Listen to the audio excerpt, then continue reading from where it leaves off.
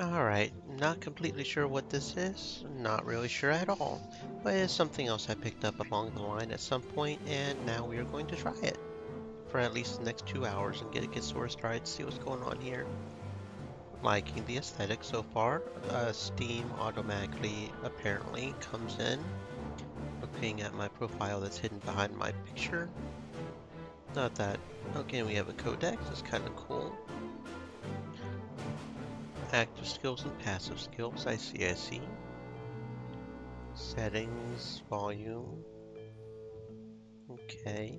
Oh, lots of these. I'm going to assume that this is okay. Okay. So let's get started. Let's see what we're doing here. Maybe I can figure it out, maybe I can't. Liking the aesthetic so far, though.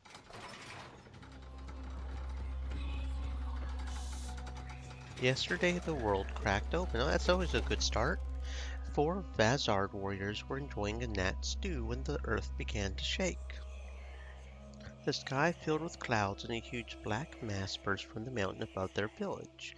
The shade began to spread. Brave warriors chose to examine it more closely.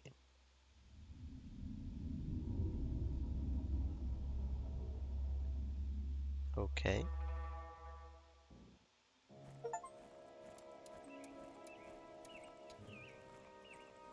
Okay, so I guess we're lizard people. Is that what it is?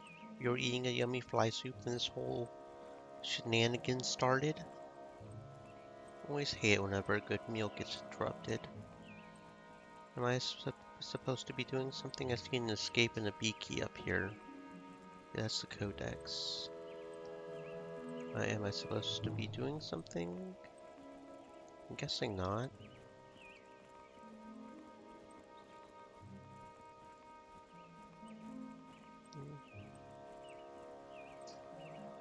Okay, walk into the cave, walk into the cave. Ahead of the warriors, the shade has engulfed everything. The road, the ground, even the sky. Lightning and growls burst out of the strange, opaque fog that faces them. To find out what it is, they have only one choice: move forward. Or I can run away while there is still time and skip the tutorial, but I have no idea what I'm doing, so we are going to draw a weapon and get closer. The warriors brace themselves and prepare to face the shade. I'm guessing that's not a very smart idea. The shade caught up with you.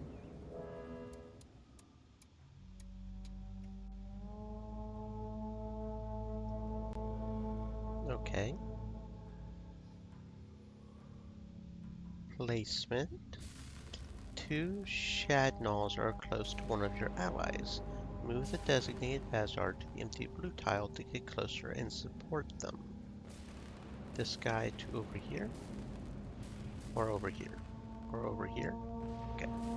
To zoom in or out, use the wheel on your mouse. To move the camera, hold down the wheel while moving the mouse, or move the cursor to the edge of the screen. Okay, I see. A little bit different than I'm used to, but okay. Great, now press the right button to start the fight. And then it's got some dice, okay. Each round, the order of turn is determined by a dice roll plus the character's initiative. To get more information about an enemy or ally, click on their portrait in the game sequence at the top of their character sheet. A Shadnall. The Shadnall is a gaping maw open to nothingness. All that it swallows is lost forever. Its tentacles are covered with sticky mucus to engulf its prey. Worse still, the Shadnall can duplicate at will. If left to its own devices, it will devour the world. Oh my. You can also access it at the top left of the screen by right-clicking directly on the character map. This monster has beaten you up pretty good, and has inflicted an effect on you. Poison. To learn more, open the character sheet and hover over the icon. This Vazard won't come back to life. Don't know what that means. That was the boy that got poisoned, wasn't it?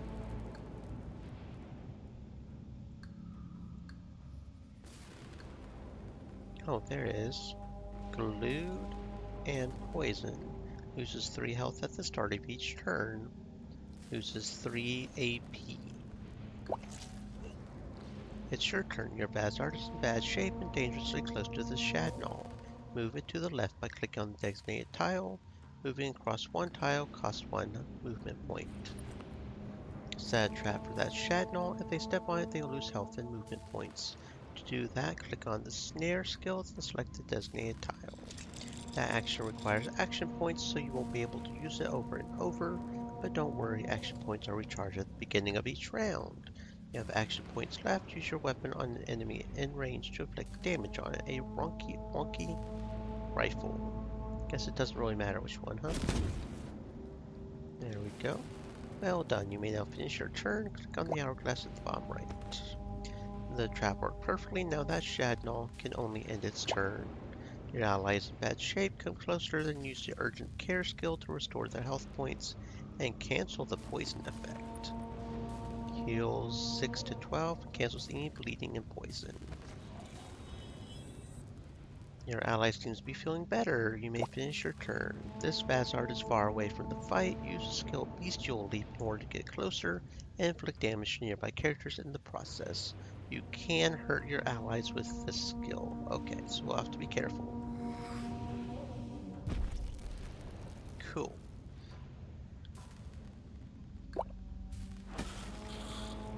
This Vazard was accompanied by a spirit who sacrificed itself to resurrect the Vazard. When the Vazard dies permanently, it becomes a spirit itself, who will be able to accompany future adventures. You will be able to assign a spirit or not to your adventures in your village's sanctuary. The Vazard has a very powerful skill, but requires spirituality points.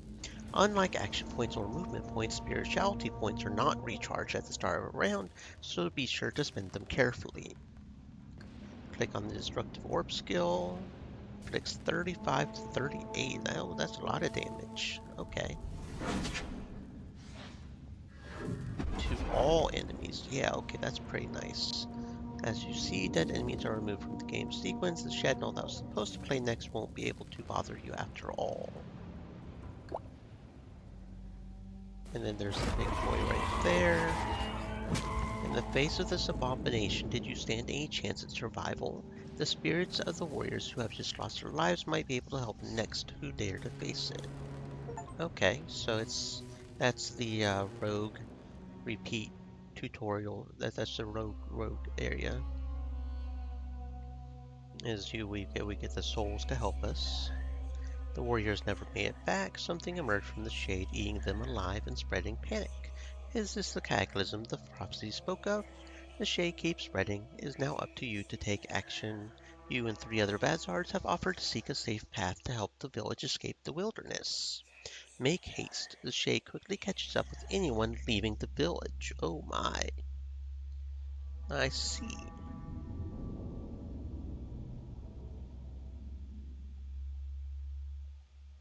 Your village, usually so peaceful and protected by the spirits of your ancestors, is in a state of turmoil. You have rarely crossed its boundaries, but the time has come to face the world. The bravest have volunteered to accompany you. Who will have this honor? Okay, so then I select characters, I guess.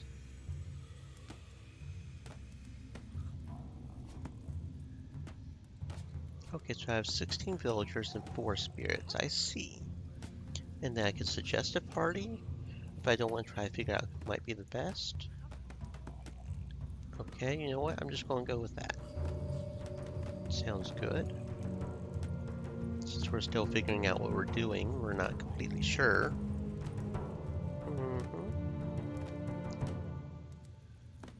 Village surroundings. This is the first time you venture so far from the village. Through the trees, a large white light guides you. As always shown in the distance, according to the prophecy, this is where salvation awaits you. Okay. Press the arrow button to sprint, or... Okay. I see. This is it. You've just got out of the village. You're trembling in excitement. Adventure calls, even though you don't know which way to go. Well, gathering food sounds like a good idea.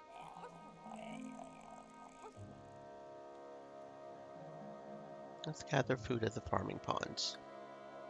You go searching for food.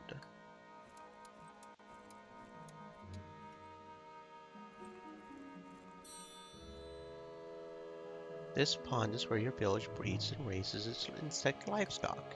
Dragonflies are carelessly flying over the water lilies while the reeds dance in the wind. Everything is so peaceful here.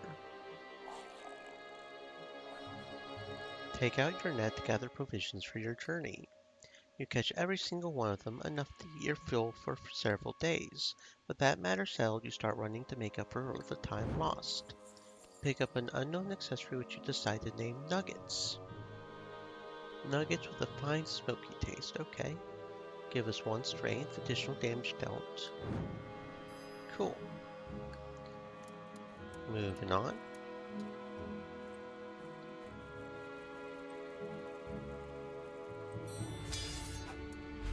Okay, and we have a fight now.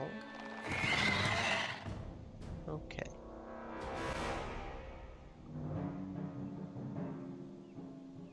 Placement. How about we put this guy over here near the other guy? Other than that, that's probably fine.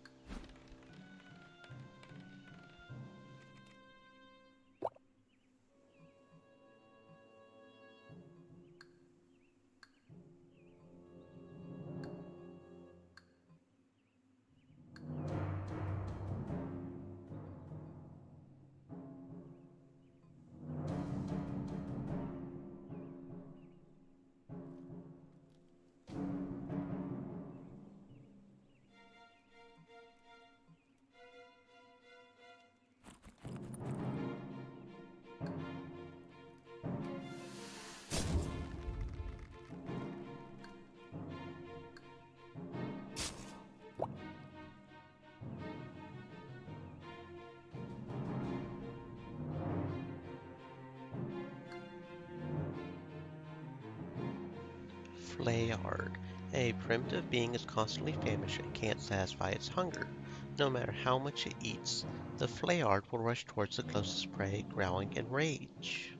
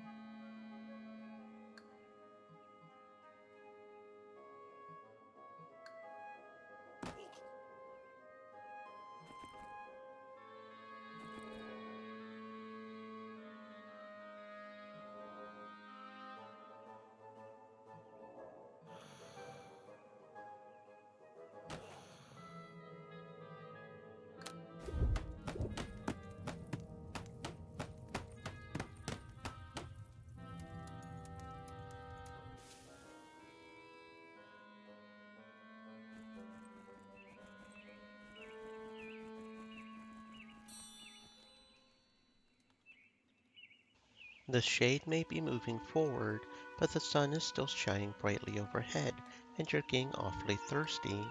The map shows a stream on one side, a spring on the other, and a lake in a third direction.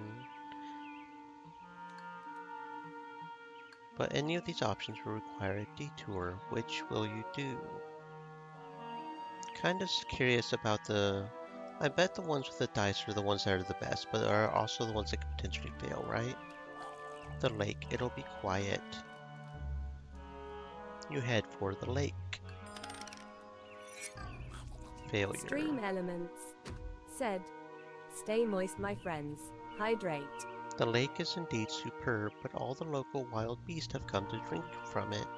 In particular, these flayhounds who look at you greedily. You wade in as best you can to get out of the water. Mika Loss's dodge is lowered by 5%. Okay, so that's not good.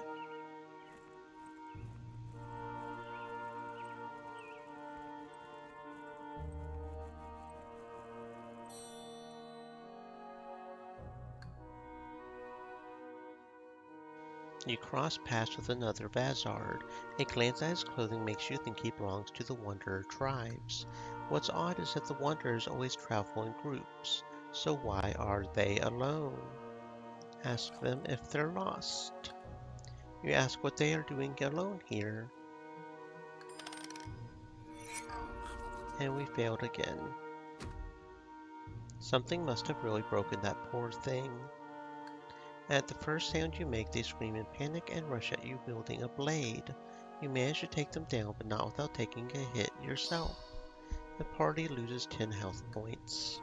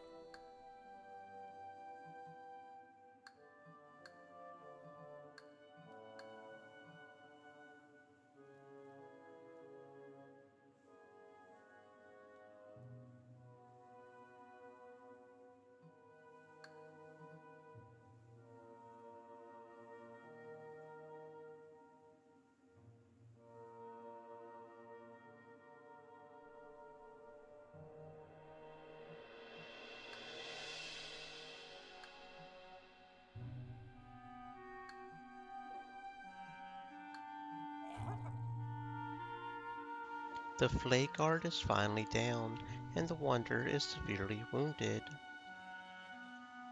Rip out its pincer? You grab the arm of the flayed guard. And we failed again. Ow! The flayed guard's pincers are awfully sharp. You earn yourself a pretty bad gash trying to mess with it. Demios loses 8 health points. Okay then. Okay. Thinking maybe rest, especially for Demios. Yeah, we'll just go ahead and rest. That looks like it gets us to full health. Okay. Sounds good.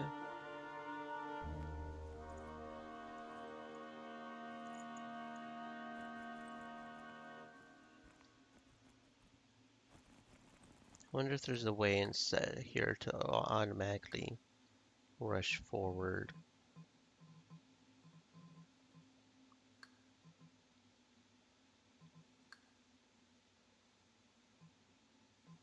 Gameplay, show combat log, bubbles duration, bubble filtering in combat, game speed, change this case in multiplayer, things played.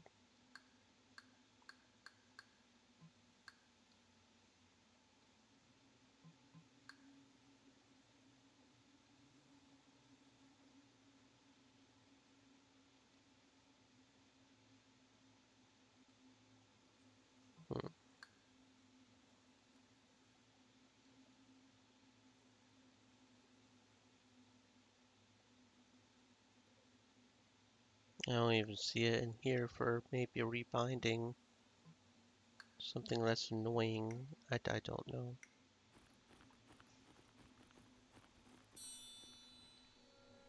The fire camp has just started burning when you spot it. High in the night sky, on the center of the moon, a black stain. Like a pupil, the moon is an eye staring at you. I kind of wonder if the colors have something to do with like these right here. Maybe I can choose someone else to do it and we'll have a higher chance of success. A green or a red. Because that's B-R-U-R-A-T. I don't see that over here.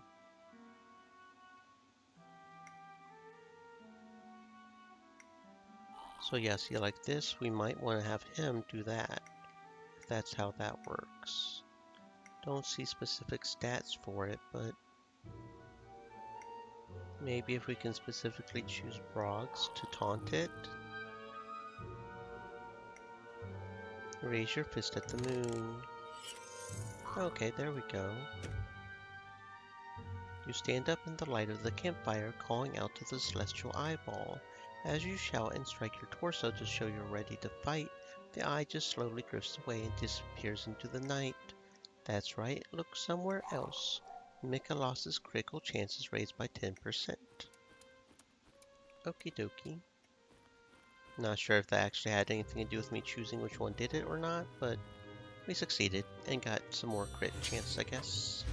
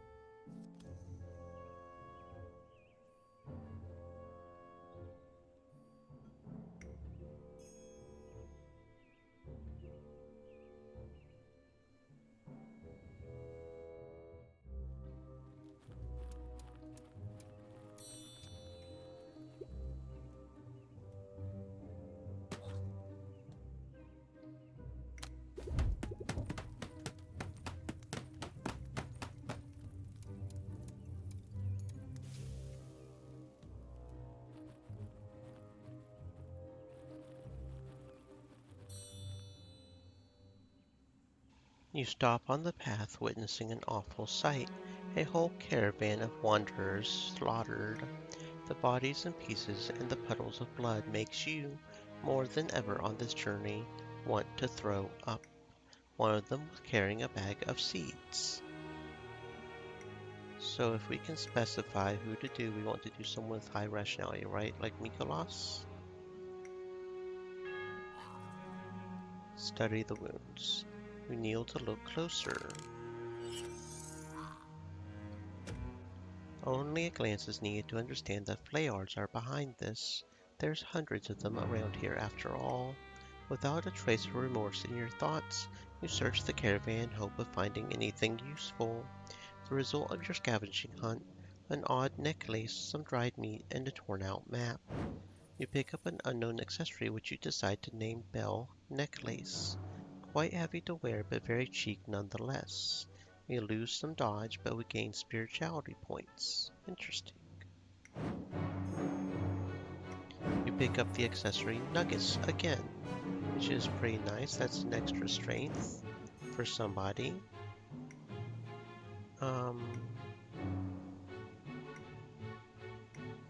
Considering our daggers are kind of strength-based, right? At least right now, we should probably put on somebody with... Yeah, so let's equip that to you, I guess. Yeah, that's probably fine. You pick up an unknown accessory which you decide to name Piece of Map. This map has been torn, only a small piece remains. We get 4 initiative. Loses a priority in combat. Does anybody have a particularly low initiative? 1, 8, 1, and 5. So maybe put it on you with the 1. Okay, that sounds good. We got a few things. Yeah, so it seems like more than likely it's really good to go with the ones that have the coin toss. By combining the different pieces of the map you've been gathering until now, you finally get to read the full document. The Wanderers have truly mastered the way of indicating paths and roads. Except you probably have to be a master yourself to know which symbol indicates what. Don't see any indication here. So,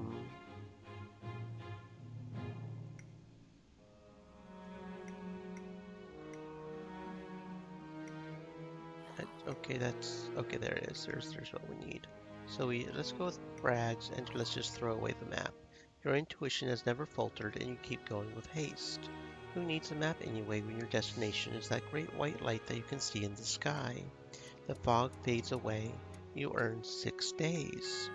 Yay!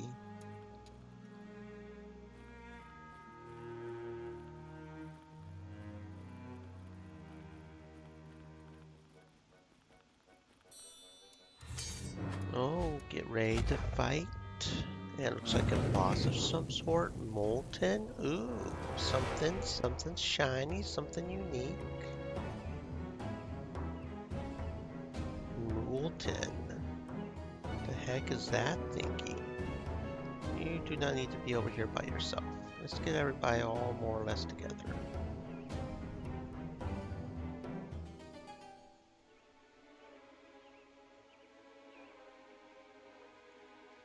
Why is it not moving it? Being weird. Please move, thank you. Okay.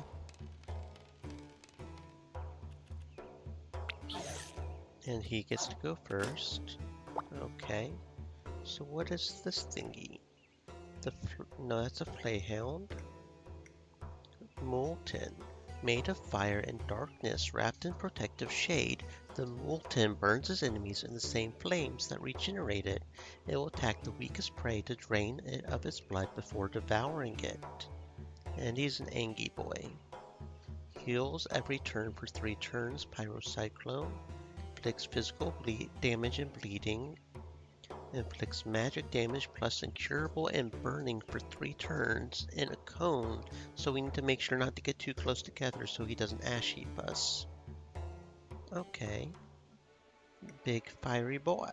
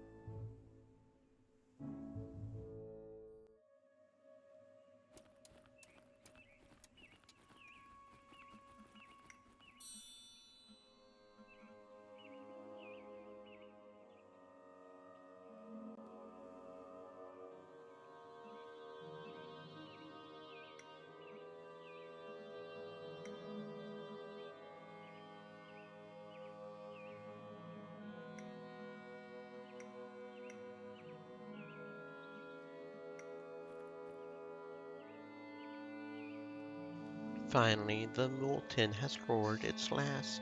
You would never have believed you would manage to bring it down. Let's see. Do we have anybody with a high mystic? Yeah, we have a few with a high mystic. Let's rip its heart out. You slice open the body with a dagger. You start carving into the Moulton's torso and preciously take out its heart. On a whim, you decide to eat it.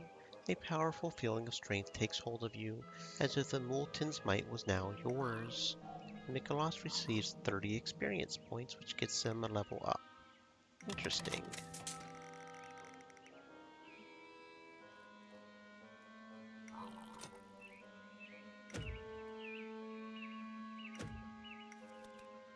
Invigorating bomb trap that heals the target, so that would be something I would purposely walk onto. Does this one with a healing spell yet? That could be good for... But that could give 20 CRD critical damage to all party members. That could be good. I have a tendency to go for passives a lot more than I do anything else, honestly.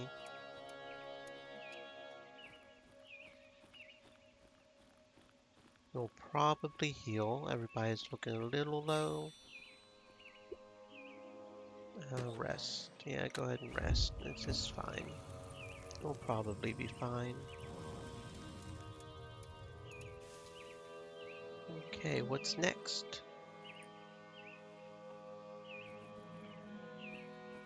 Where are we going? Where are we going? I sure do not know. The Augurs' Mountain. Your road goes along the foot of a mountain range. The craggy peaks around you become more threatening. You seem to hear like a breath of voice in the wind. Okay, so this must be the next area, the Augurs' Mountain. Okay, I don't know how many areas there are, but we're getting somewhere.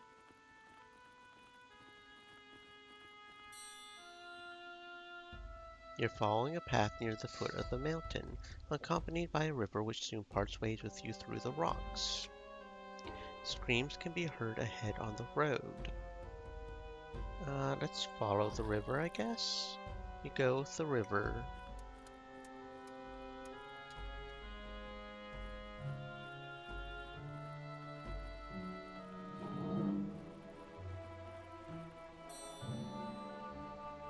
The river flows inside a cave in which you discover several tombs and graves carved out of the walls.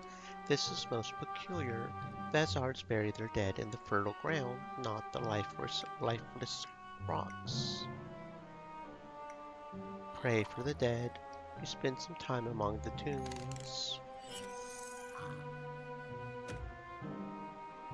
After some time, you find a strange artifact in a grave with its former owner. Well, they won't need it now. You pick up an unknown accessory which you decide to name Precious Ring. It's so shiny. Initiative and accuracy. Okie dokie.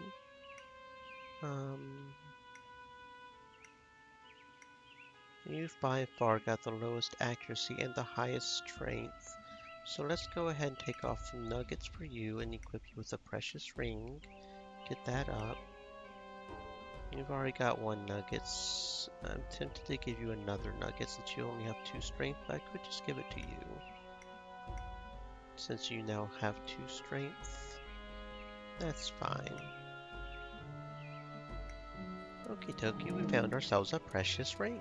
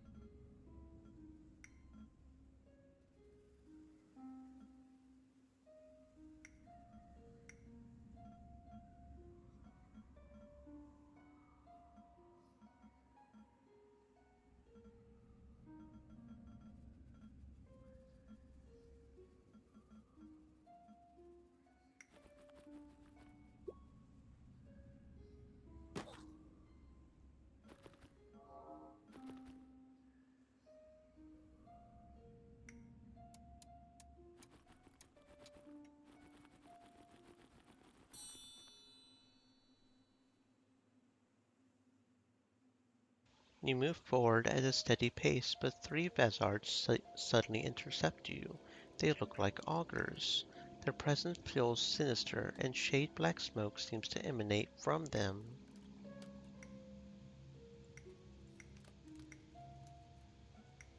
Study the smoke. You inspect this strange smoke.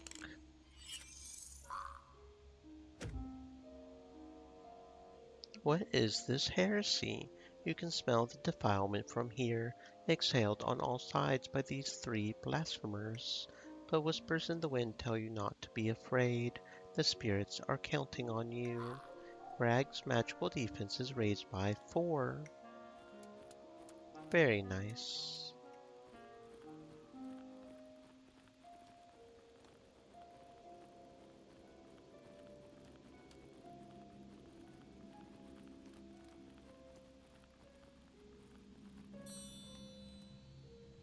Some feeble croakings can be heard ahead. You approach cautiously until you discover a very young raven call, haphazardly hopping around. It seems lost. It comes closer and stares at you with its deep black eyes. Don't move. The little one doesn't fear you at all. In fact, it seems it wants to show you something. Demios' dodge is raised by 10%. You skip the next combat. The party receives 45 experience points. Well, isn't that nice? We skip the next combat, but still get the experience. Okay. That's what's up.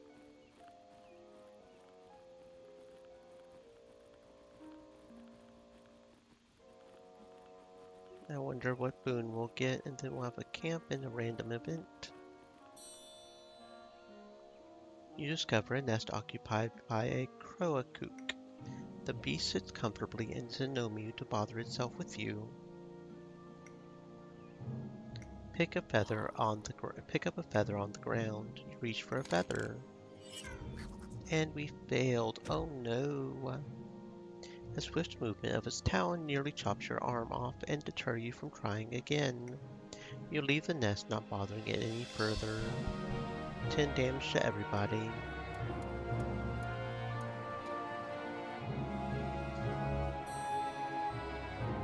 Okay, we'll go ahead and run, I think. I'm not sure how much time we really need, but seeing as how we're doing fairly well in health, probably fine. While going through what must have been a campsite, you stumble across an old Vazard digging the ground with their own paws. Have you seen my child? They ask numbly before resuming their endeavor without awaiting an answer. Try to reach their child's spirit. You start to meditate. Failure. You feel awful. Anger and pain come rushing through you like waves of souls who scream vengeance. Terrified, you flee the place without looking back. You still feel like those souls haunt you. Brog's magic defense is lowered by 5.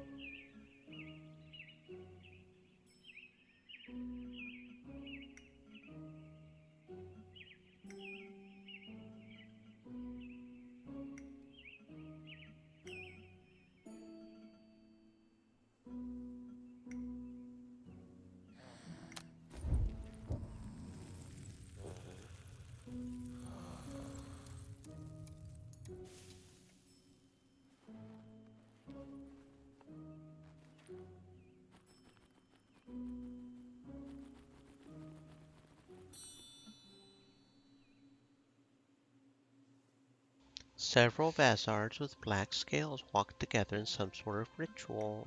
They're hooded with their heads bowed low.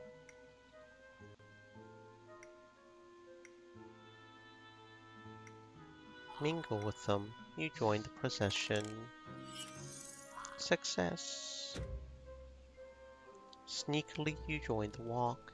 You don't know where you're heading, but you're eager to get there.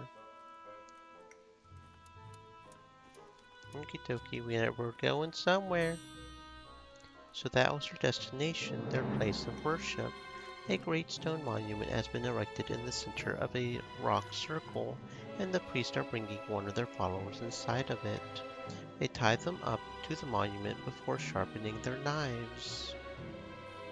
Ask punishment to the spirits. A shady figure suddenly blocks your path to the priest. You feel a dark power coming from them. They do not seem disposed to let you interrupt the ritual. Mikulos's crit chance is raised by 15%.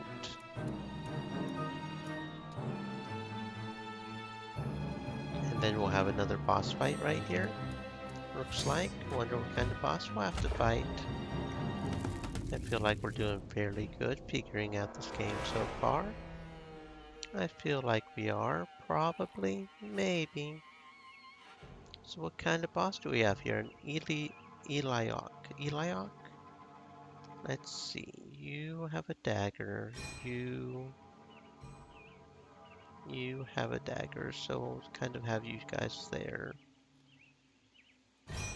Let's put you two here like so. Or actually, let's switch this out. Yeah, that's probably fine. So we've got some sort of new bossy dude, Eliok, and he looks like he summons some swords. He summons some swords, it looks like. Eliok. In their youth, Eliok received strange visions. Convinced that they were the chosen one of the Great Spirit, Eliok dared to dive into the shade. They left their scales behind, but are now one with the ether. Eliok manipulates the ether as they please to torture their opponents or to twist space with their thoughts. Oh, they've got a healing factor. Inflicts damage and bleeding. Inflicts magic damage. A teleport. Ooh, that's interesting. Okie dokie. So this looks like an interesting guy to fight.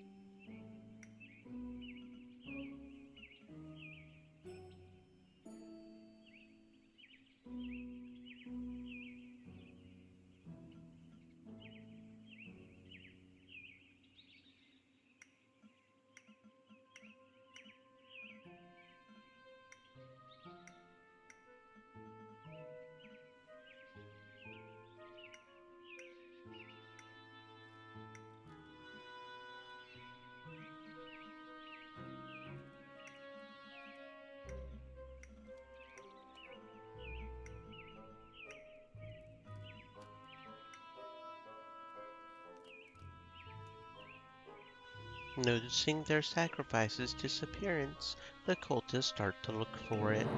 They all leave the altar unguarded, except for the priest, who seemingly think they're above searching in the dirt.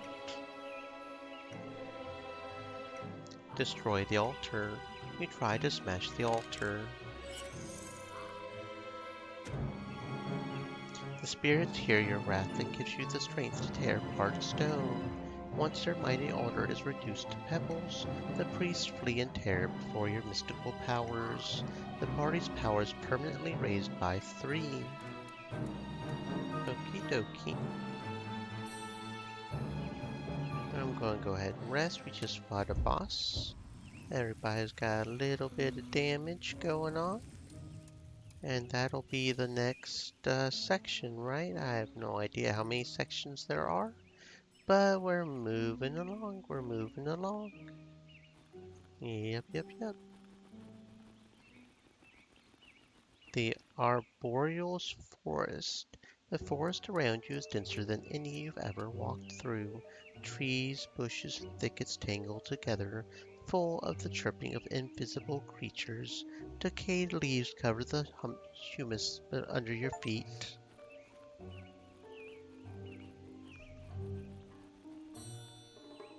The deep arboreal's forest lies in front of you. You move under a green canopy filled with flowery stars, preserved from the usual unseen corruption. Not a single bird is singing, nor a single leaf moving. Their silence weighs heavily on you. Finally, you hear whispers calling for help, and a smoky smell fills your nostrils. Follow the whispers.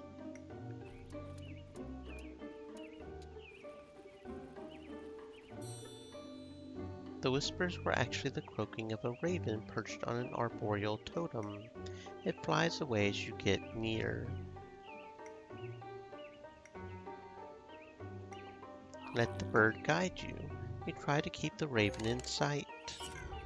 And we fail.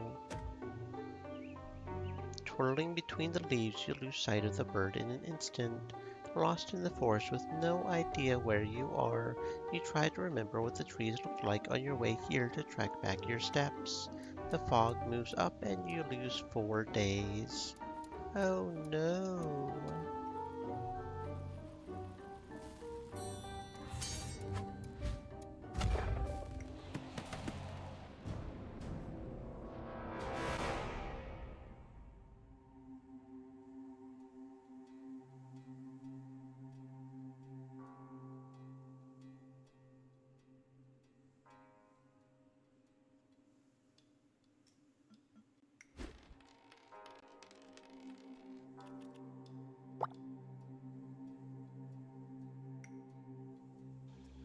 Leprechaun. With a very playful temperament, the leprechaun likes to force his enemies to chase it, cut their legs with little claws, and dance on their corpse. Don't get involved in its game, or it will cut your throat while you are exhausted. Inflicts less accuracy for 2 turns, less dodge for 2 turns. Inflicts physical damage, ignores defense. Spore inflicts poison to the enemy who killed it if the latter is in close combat. So we need to make sure to kill leprechauns when we're not in close combat. Morbitus. The Morbitus likes to spread itself around. When it's not busy exhaling a cloud of toxic spores, it projects its mind to the nearest Vazard and sucks out their mental strength. Inflicts magic damage and steals SP. Inflicts physical damage and negative 3 AP. Inflicts magic damage and poison. And it also has spores is the same thing. Yeah, they're both okay.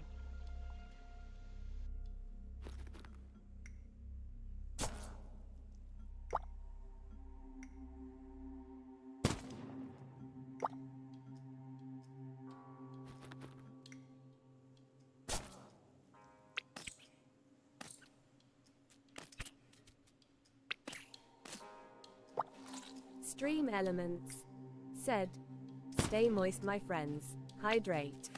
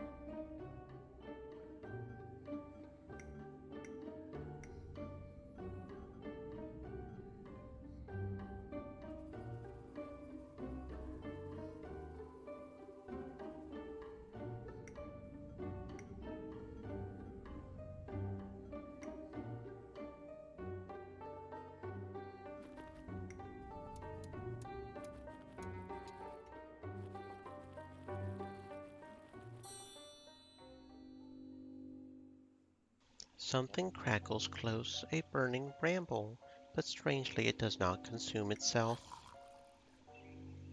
Kneel before this miraculous bramble. Trying to reach the power at work here whispers into your mind, an offering to abandon yourself to the flames.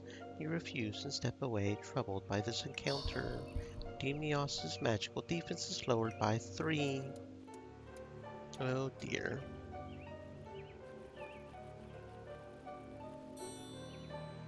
A well-made totem is standing between the trees. Further than the forest, you spot more of these.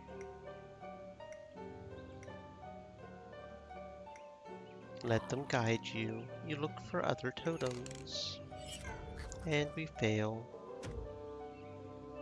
You walk over to the next totem and find the corpse of an arboreal, or rather what's left of it, lying on the ground. It looks like it was crushed by something heavy. Really heavy.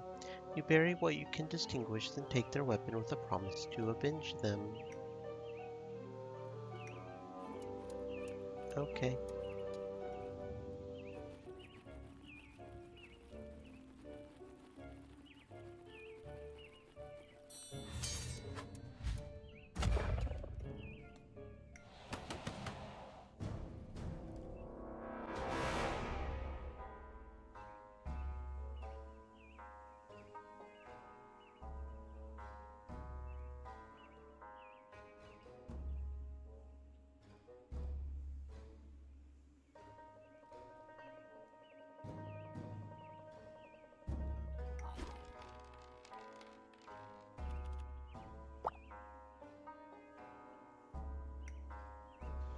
Oak raged. With its powerful branches, the oak rage has immense strength.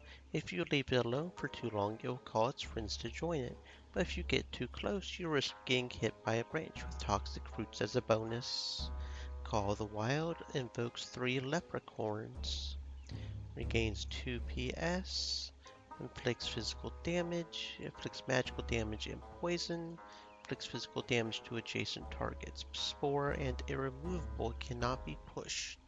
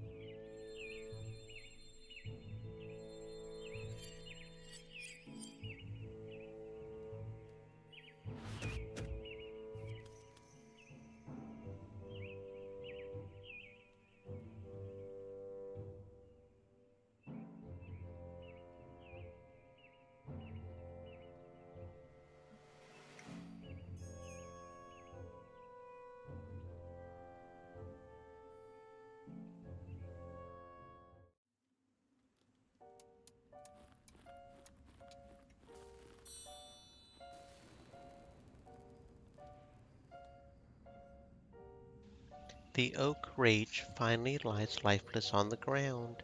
The thought that any trees in this forest could be this kind of monster is frightening. After what it took to bring it down, it would be a shame to leave empty-handed. Peel its bark. You grab a piece of the bark and try to rip it off. This oak rage wood is as sturdy as metal. It would be a waste to use it as firewood. Perhaps you could make a weapon out of it.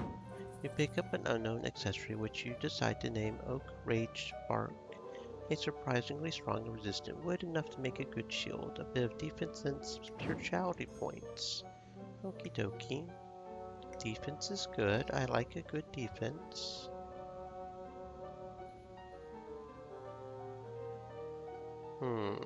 Who do I want to put it on? Maybe our healer, so we have some more spiritual points for the healer? Maybe. We could replace the smoking pipe. Yeah, I think I'll do that. Probably should put the smoking pipe on somebody because that's a lot of dodge. But,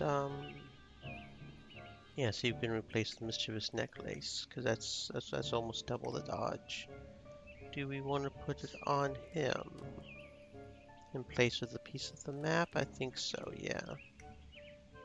Okay. Cool. We'll probably need to heal because we're looking kind of rough, especially Mikolas.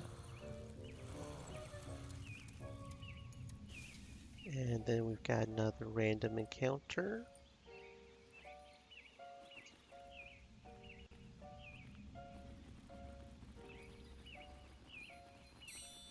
Alright, you discover a wooden totem fashioned in the image of a Vazard.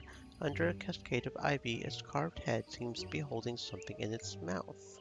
A raven perches silently on its head and looks up at you, a bluish gleam in the back of its eye. Pray before the totem. You start praying, and we succeed. You feel the spiritual power of this place. You sit down in front of the totem, close your eyes, and open your other senses. The raven croaks. You can see it beneath your eyelids in a gently undulating bluish halo. The veil between your world and that of the spirits seems so thin. The party's strength is raised by 4. Very nice.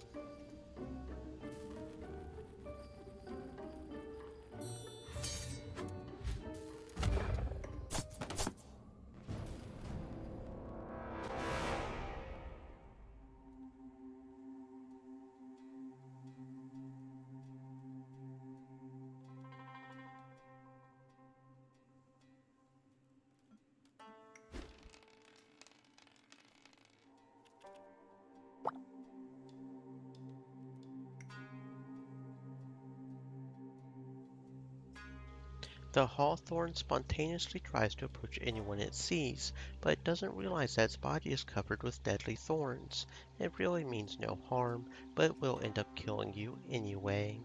Slash inflicts physical damage ignoring defense, multi-slashes inflicts physical damage twice ignoring defense, and he's got spores. Hawthorn, Hyacinth. The Hyacinth thinks highly of itself and won't let anyone come near. If you still wish to risk it, beware of its pinchers. They will tear you down. Whip, inflicts physical damage, toxic spore, magical damage and poison, absolute eye, a lot of magical damage, destructive clamp, physical damage and ignoring defense along with the spore ability.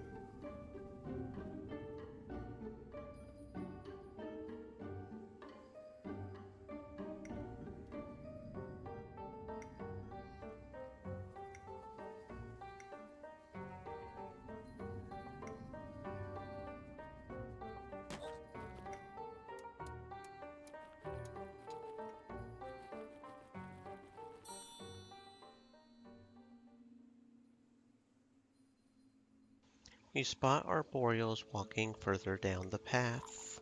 It took some time, but you may be close to their village. Join them. The arboreals were going home and would be delighted to show you the way to their village, but you will have to talk to their leader once you're there. You accept their condition and follow them. Magic defense raised by 3.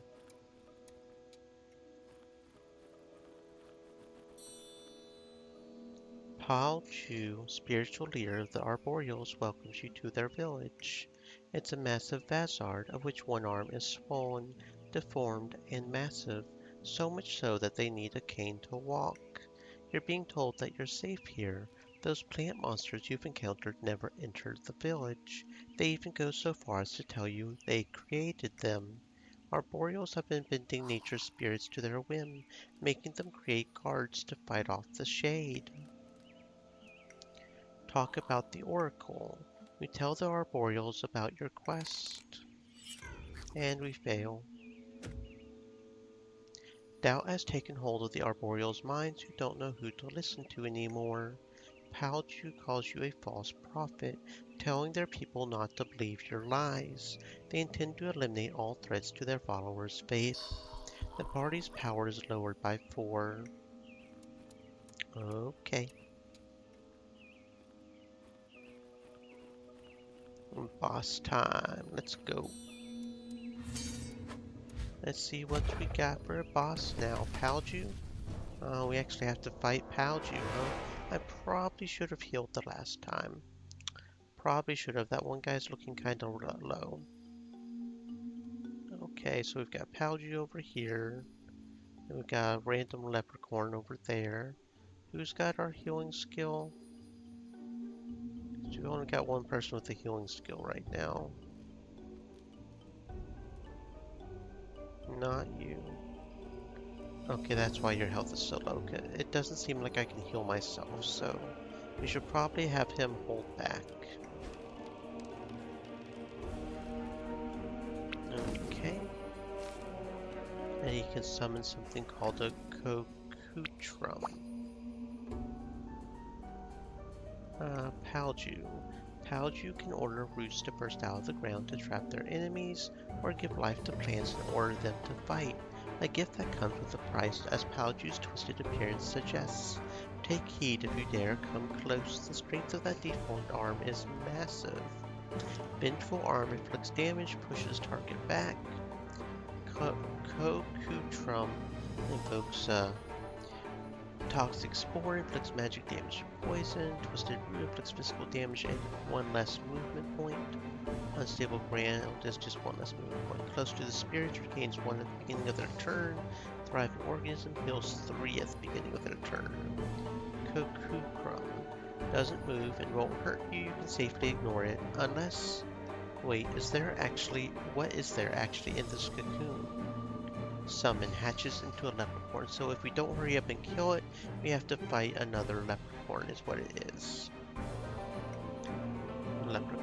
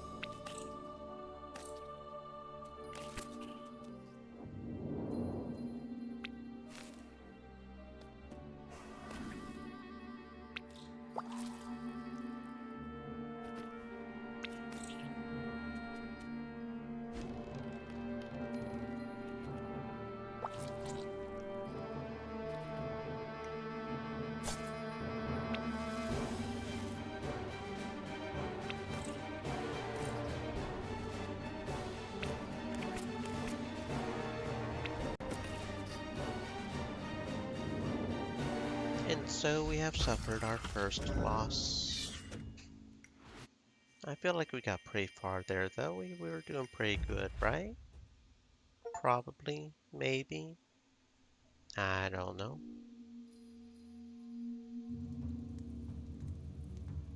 Alright, I'm enjoying this so far. It seems like a pretty cool little game. Since we went ahead and lost the run, I think I'm going to go ahead and call it for the day here.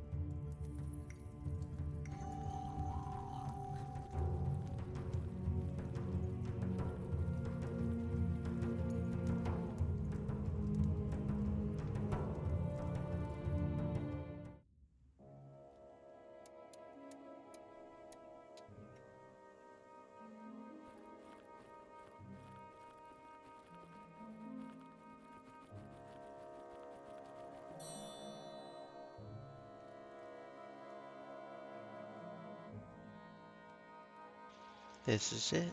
You've just got out of the village. You're trembling in excitement. Adventure calls, even though you don't know which way to go. Let's go to the sacred orchard first. You take the direction of the sacred orchard. Not sure what bearing a lot of these have on. The orchard is pretty close to the village. It's where Vazars are returned to the earth with a seed in their mouths so that they can ascend and become spirits. Among the big and proud trees of the elders and the more recent saplings, there are fresh graves aplenty. So there's a lot here we don't know. I don't know if it actually matters on these or not. I just don't know. I don't see a specific stat here.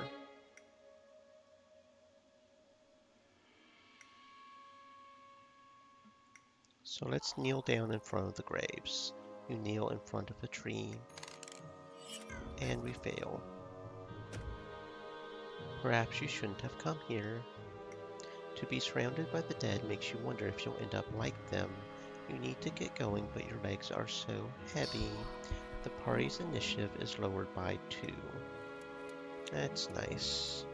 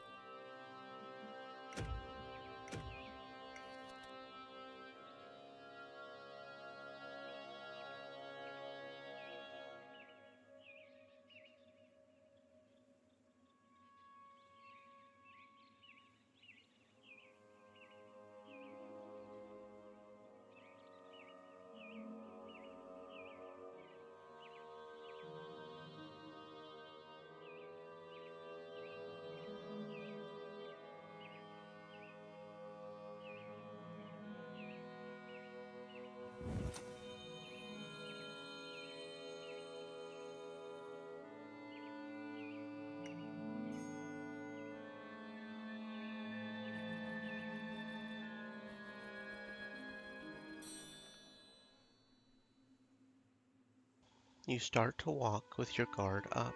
You spot a dark mass on the side of the road. A swarm of flies seems very interested in it and looks like what's left of a Harstag carcass. Um, Stay away, I guess. You keep your distance, and that ended up being a success. You watch the flies do their part in the grand scheme of nature. You reflect on the cycle of life. Rosetios's power is raised by 2.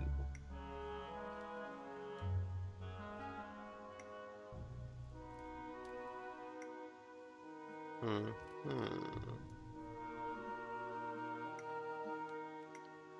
Okie dokie.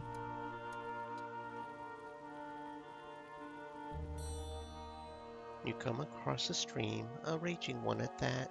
Its waters are agitated and roaring. An old wooden bridge was built to cross, but no one seems to have used it in ages, let alone taken care of it.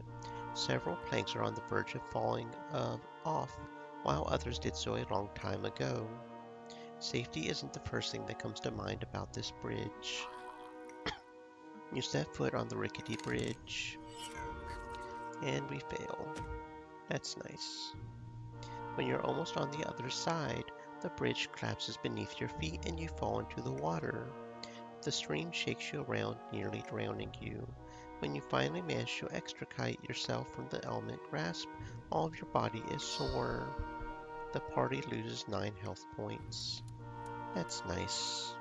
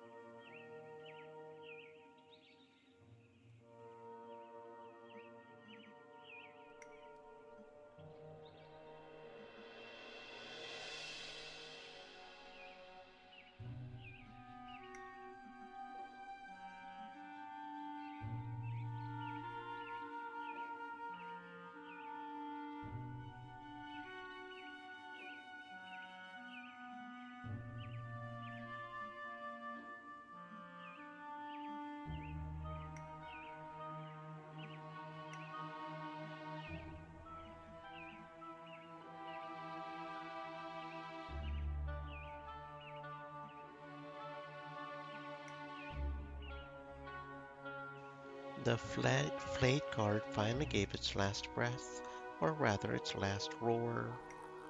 You grab the arm of the flayed guard. We failed last time and we failed again. Okay. I think it's literally just a 50-50 chance here, but I'm not sure. Yeah, and we end up losing 8 health there. Kind of curious what the flayed guard what we get when we do that right, but I think I'm going to go ahead and train. Hubris and Katniss are a little low on health, but we do have a healing spell if absolutely needed, so it would probably be better to train just to try to get our levels up. Freezing rain suddenly showers down on you. How to protect yourself from the cold.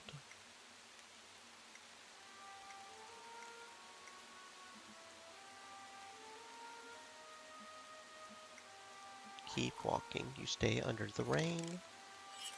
Success. The rain disappears, replaced by a magnificent rainbow. You can thank the spirits. Rosie Dios's power is raised by 3. Okie dokie.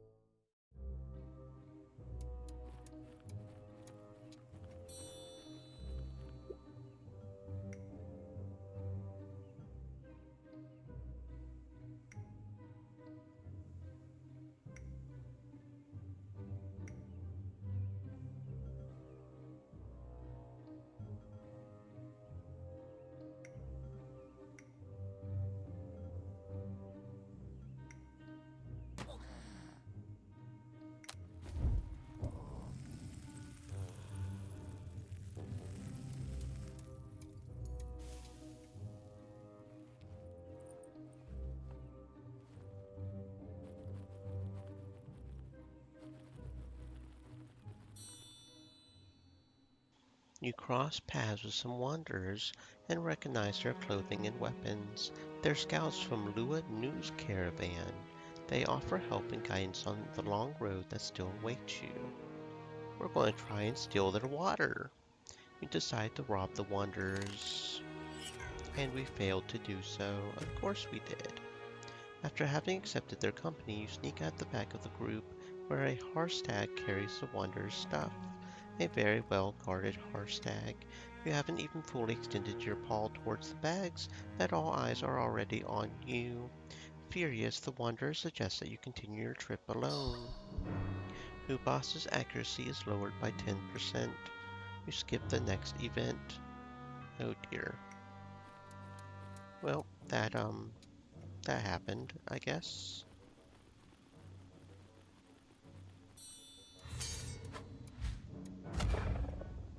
And we still fight Molten, so I guess Molten is always the boss on this area, no matter which path you try to go to. That's nice to know.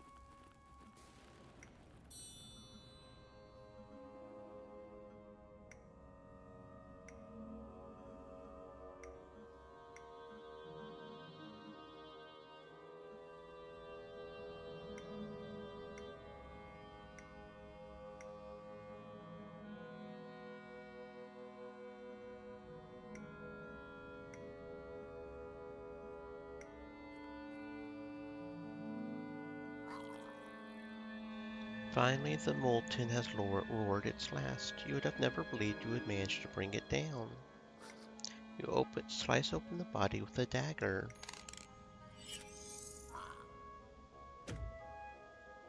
You start carving into the molten's torso and preciously take out its heart. On a whim, you decide to eat it. A powerful feeling of strength takes hold of you, as if the molten's might was now yours. Katniss receives 30 experience points.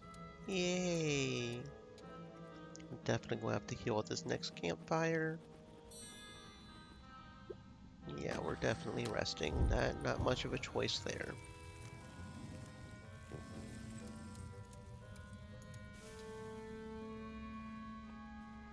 I don't know if there's like a mandatory number of times you have to rest there or what, but 2, 3, 4, 5, 6, 7, 8, 9, 10, 11, 12, 13, 14, 15, 16, 17 days on average for each chapter, I guess. I'm not sure how many chapters there are. We know there's at least 3. So, we'll see, I guess. You're following a path near the foot of the mountain, accompanied by a river which soon parts ways with you through the rocks. Screams can be heard ahead on the road. I just thought about something and I want to check. Just out of curiosity. No, it doesn't seem to. Follow the river. You go with the river.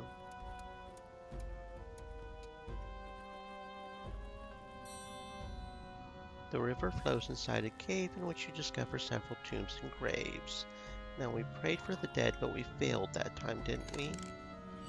I kind of want to start making a thing of a thing, but we still failed. So, magical defense. You know what? I'm going to go ahead and do that.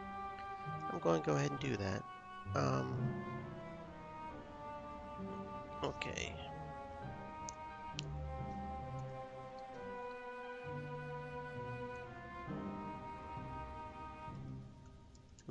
How should I do this? Okay.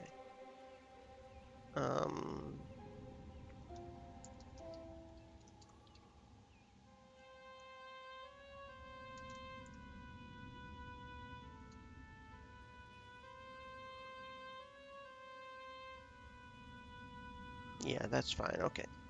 I'm going to kind of map this out a little bit, I think. And then it's a fight next. Okay.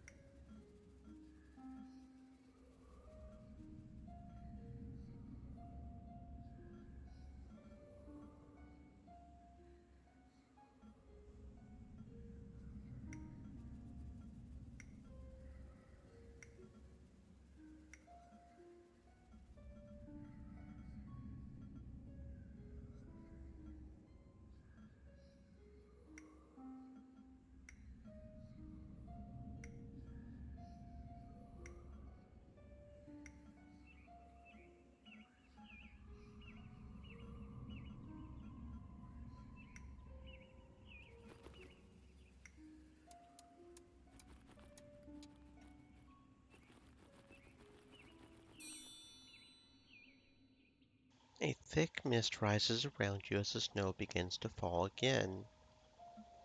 In the midst of this whiteness, and with the trees that all look alike, you lose sight of the road ahead. Should you continue or take a break? Okay, let's see. Um,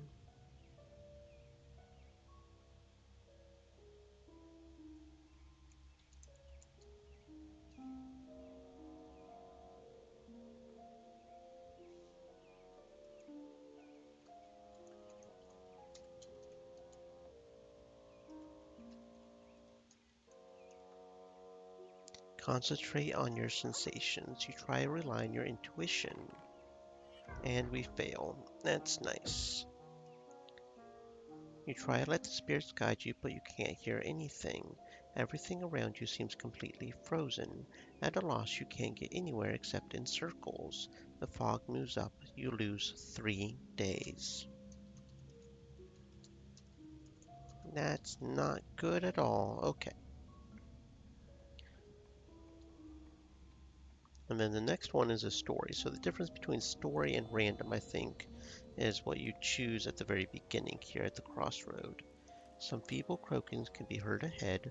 You approach cautiously and you discover a very young raven call, haphazardly hopping around. It seems lost. It comes closer and stares at you with its deep black eyes. Now, if I remember right, if we don't move, we get some time, right? Uh, Blue, don't move. The little one doesn't fear you at all. In fact, it seems it wants to show you something. Okay, Naudis's dodge is raised, so I was wrong.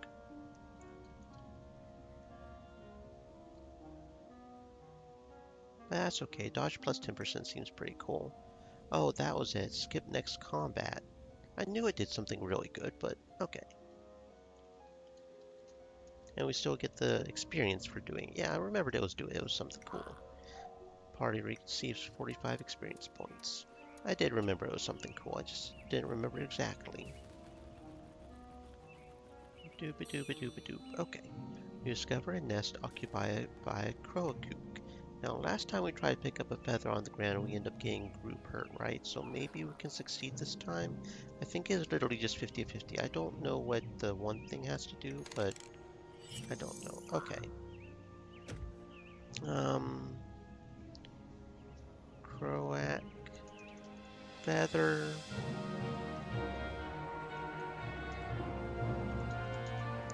Blue success is what? One more feather or one more feather less. The croat kook honestly doesn't care. You leave the nest in one piece, feather in pocket. You pick up the accessory spectral feather again. Okay, we get a spectral feather thingy. Okay. We get a spectral feather. Which gives us what? Critical chance and an SP. 8 critical chance and an SP.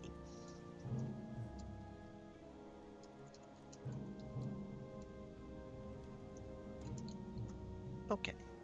So, we're kind of trying to raise our energy transfer dude's SP, but we've got a bell necklace that's worth 2, so I think we won't worry about that. Is there anybody else who has some good SP using skills? Spiritual Assault's kind of cool, but that doesn't require SP, does it? You would think it would because it's a spiritual assault, but no, it just requires a lot of action and movement points, oddly enough. 3 attack. Okay, so Flurry of Blows is pretty good. That requires 3. It could be good to upgrade him, but one more won't change much. It won't let us do another one, so maybe not. Mental Destruction, that requires 2, 4, and 2. If we do give him another SP, that would mean we could do it 3 times. But the cooldown is 3 turns. I think we will get our SP back anyways. Still not completely sure how that works, but I think I will give it to Hubas. Seems like a good idea. Maybe we can do the mental destruction a bit more. Inflicts negative 6 AP, MP, and 50 dodge. So that sounds pretty good. That sounds pretty good. That almost sounds like we forced the dude to not have a turn that turn, pretty much. Which sounds pretty good. Okay. Then next we have a campfire, and I think I will go ahead and run again. So see, we could pray and but we need to run because we're starting to run out of days. I don't like having less than like 13 or so. That sounds like a good idea because you never know what's going to happen, right? Nauseating smell carried by the icy wind assails you with full force. You discover its macabre source, a pit teeming with scavengers where the bodies of Vazards with blackened scales are piled up. Some are fresh, others have long been nothing but bones. Okay, so some are fresh. We're going to pray for their souls. See what happens. You implored the spirits, and we failed. Your prayers aren't enough to put the unfortunate souls trapped here to rest. Their distress shakes you to the core, and a wave of despair washes over you. You leave with a weight on your heart. Rosie Dios's power is lowered by 4. Blue Loss is power loss by 4. Okay, that's nice. Which one was Rosie Dios? Of course, the one that had the energy transfer. That's what I thought. Gosh darn it, that means our energy transfer probably isn't going to be as good. Rip our healer, I guess.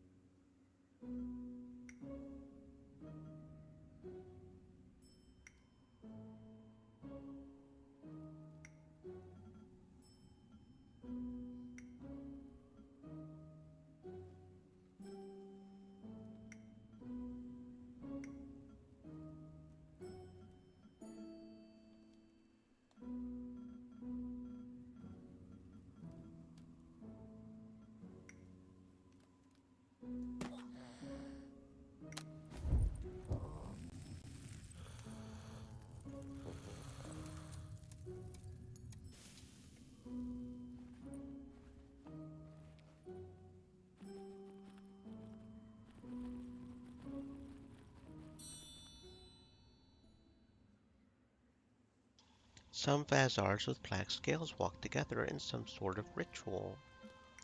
They're hooded with their heads bowed low. Alright. They're hooded. Blue, mingle with them. You join the procession. And we succeed. Okie dokie. Sneakily, you join the walk. You don't know where you're heading, but you're eager to get there. Okay.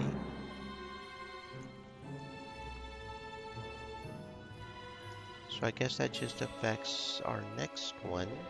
So that was their destination, their place of worship. A great stone monument has been erected in the center of a rock circle, and the priests are bringing one of their followers inside of it. They tie them up to the monument before sharpening their knives.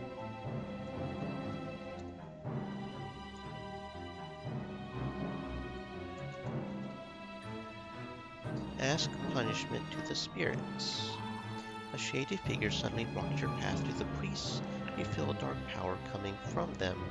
They do not seem disposed to let you interrupt the ritual. Rosie Dios' crit chance is raised by 15%.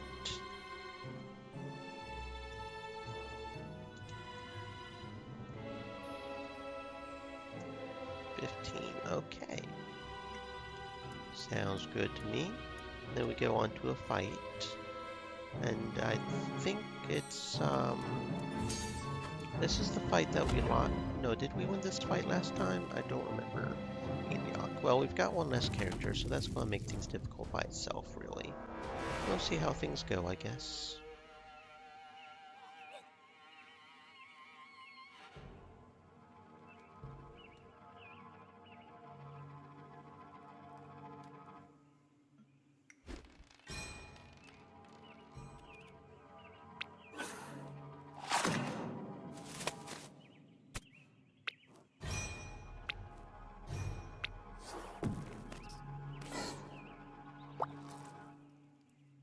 No, yeah, we did manage to kill this guy last time, I remember. Though the guy that we lost to was the one that was spawning all those eggs, right? Yeah, that's the next boss, not this boss.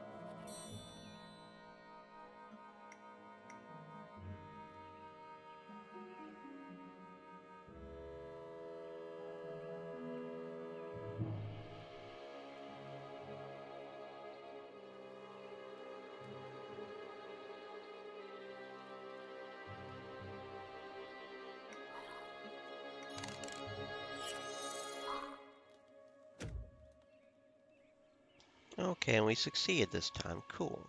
Well, that helped a lot. You're feeling so much better now. You've always felt that the lost ones were still with you, in a way. Party's magical defense is raised by 2. Very good.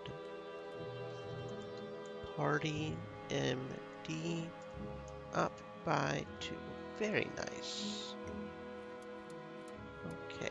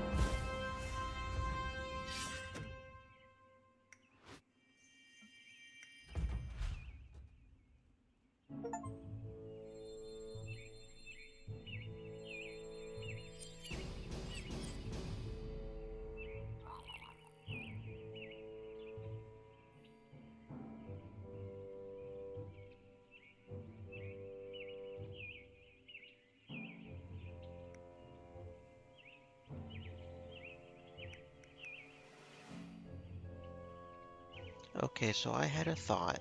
You see how it says affect the available bonuses and skills? I assumed that was whenever we flip the coin on the routes, right? But what if that's not actually it? What if it's the stat bonuses and the new skills? What if that is what affects this up here? I just now thought about this. Slow turtle probably being slow turtle again.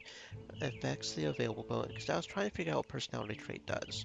I immediately assumed it was based off, you're more brutal, you get more chances to succeed. But if it's really just a 50-50 chance or whatever on succeeding, that could make sense, right? So more than likely we want a lot of brutality, right? But we probably want at least some empathy. Maybe get somebody with a healing skill. Because healing seems like a good idea, but then we also have the campfire, but then we have to balance a campfire between healing, running, and maybe training. So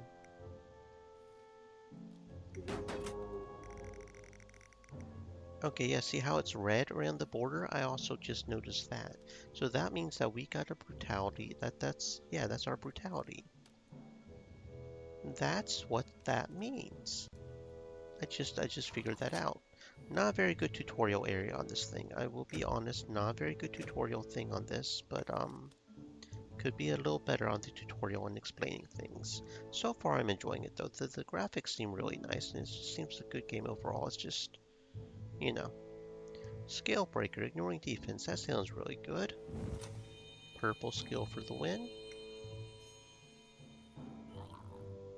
Since I personally am more of a brutality, I think now that I figured that out, I think I will go with more brutality. Although that being said, if I want some of the achievements, I'll probably have to go for a couple of the others because there are achievements, of course, for getting so much power and whatever. I'm not sure about those quite yet. I'm still mostly figuring out the game at this point. Let's go with strength. Okay, and then we've got potential green active skill here. So let's see what we've got here. Opening. Teleport up to 7 tiles, inflict physical damage to adjacent targets, but suffer damage, I'm guessing is what that is. That's interesting. That could be good on that one guy that keeps pushing us back, though. Assuming he pushes back Agamnis and not somebody else. But if he does push him back, that could be good for that. Or if he suddenly needs to walk or go a whole lot. Yeah, okay, opening, I guess. More Syra? We will go with dodge, I guess, maybe?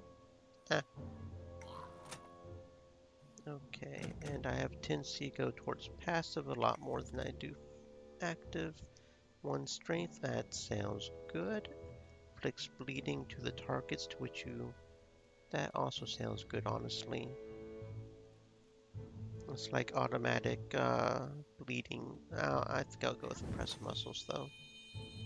Because that'll pretty much be the same thing, it's just not over time, right? It'll do more damage either way.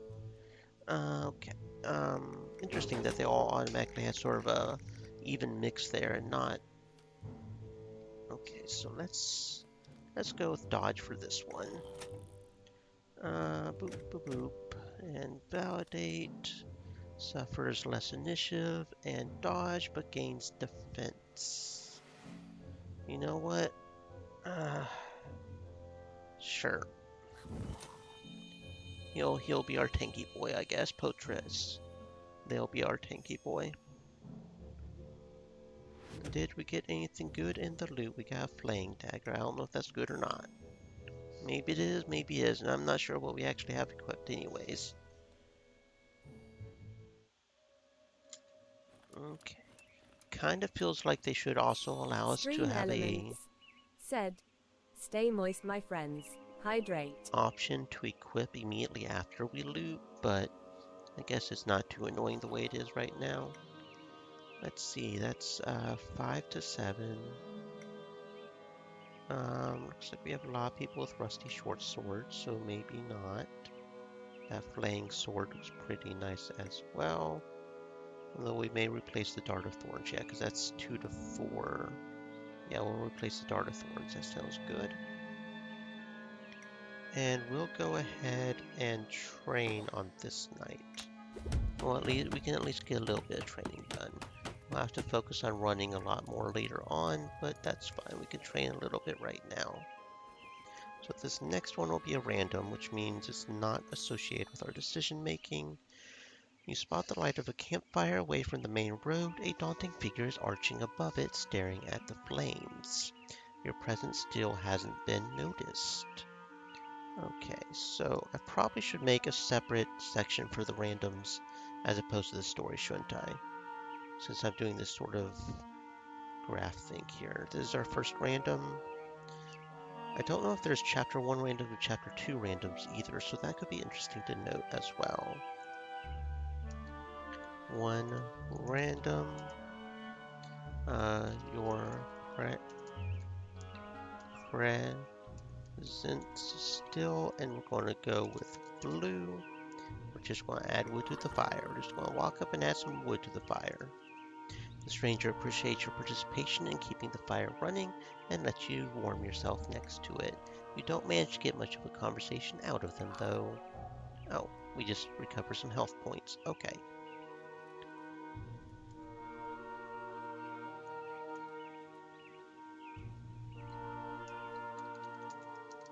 That's nice, I guess. That's nice. Okay, sure. Next event, and this is story because we went to the thingy, right? The stream, you come across a stream. This says it's a story event, a quest event. So you come across a stream. No one seems to have taken care of the wooden bridge. And this one we failed and we got hurt, right? Safety isn't the... But we're going to try and maybe we'll successfully cross the bridge. Did we succeed? We succeed this time. Very good. What do we get? The bridge held itself. You can't hide your relief and deeply thank the spirits. Being reckless saved you a lot of time. The fog fades away. You earned 6 days. There we go.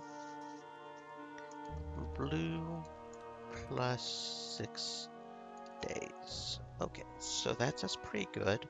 Don't know if the better compared to the others, but see, so that's more proof that our characters' thingies don't actually affect that, which feels weird. That feels almost anti to what pretty much every other game does, right? That's okay. We're figuring things out.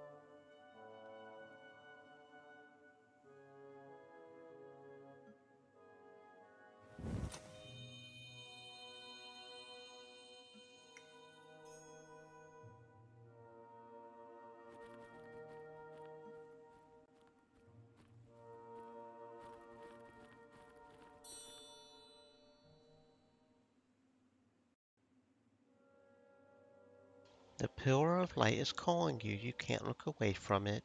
At the top of a hill, you can see all that you have yet to walk. The light seems so close, yet so far.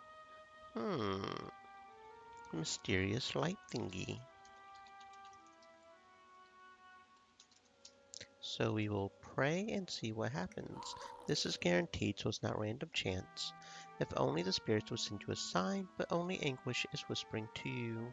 You realize the scale of what you must accomplish. Even if the spirits talk to you, you wouldn't listen. Your quest is about the living. You are the only one who can see it through. You are more alone than you thought. Potress's power is low, so see, like that, we definitely don't even want to just go with it. We might want to just go ahead and try, because if we don't, we'll lose something either way, right? So, portrait, negative power. Now that doesn't necessarily matter for our warriors, because we don't really seem to have any magical people, but still, it's just good to know.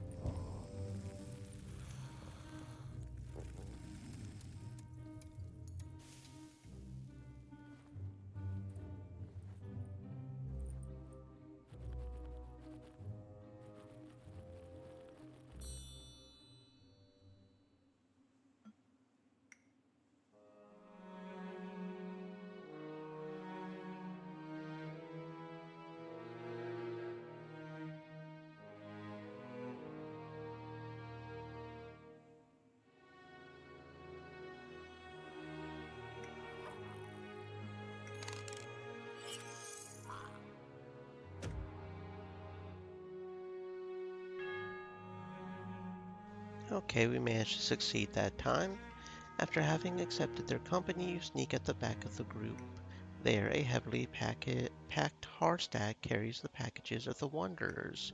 No one notices you while you go for a little snack, a well-needed one at that. You pick up an unknown accessory which you decide to name Nuggets, which gives us +1 strength. So yeah, that's pretty cool. We got some Nuggets items. I mean, we went to go get water. I don't know how we ended up with Nuggets, but let's not ask any questions, right? Nuggets item +1 strength. Okie dokie. Sound good to me. Who should we put it on? You've got 2 strength, you've got 6, you've got 2, you've got 1. So I guess we'll put it on you. That sounds like a plan. Oh, and we got some health recovery. We didn't just get a nugget, we got some health points. And we got some health points. Very good. Okie dokie. And we get to see this next event, which we didn't get to see because we failed and we ended up skipping. While you're walking together, the Wanderers start asking questions about the Shade. They, too, have been monitoring its progress. What do you know about it? And they, too, have 1, 2, 3. We're going to go with the blue again, talk about the prophecy. The Wanderers listen to every word, only nodding every once in a while. They do not know about the prophecy and ask plenty of questions about it. You're overjoyed to find someone interested in the knowledge of your village.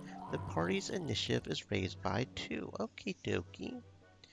Party initiative +2. Cool. That sounds like a pretty good thingy to have, especially since we're about to go fight a bossy boss. So that we can move first and maybe get them out of the way quicker, right? And it's still the Molten, so I think it's always going to be the Molten.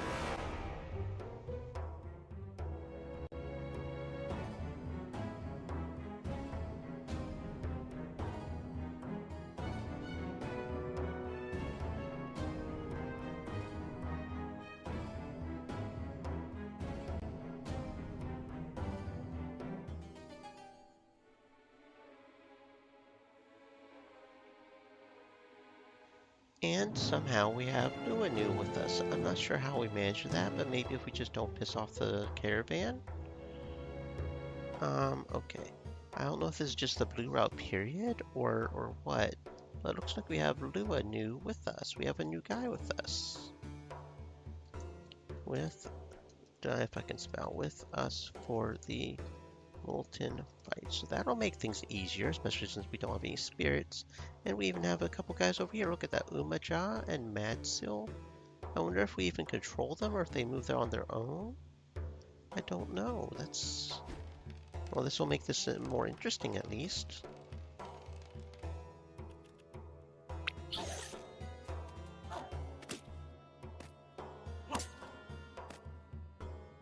Is it just me or are there more bad guys too though? Because we didn't have that many people. We had what, 2 Flayhounds?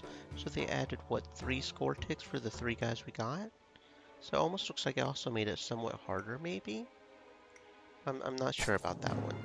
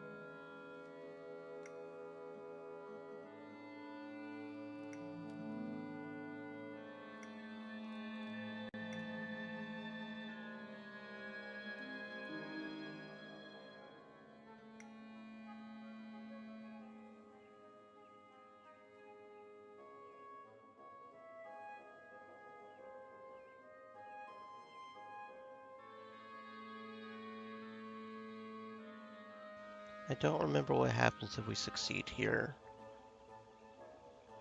This is...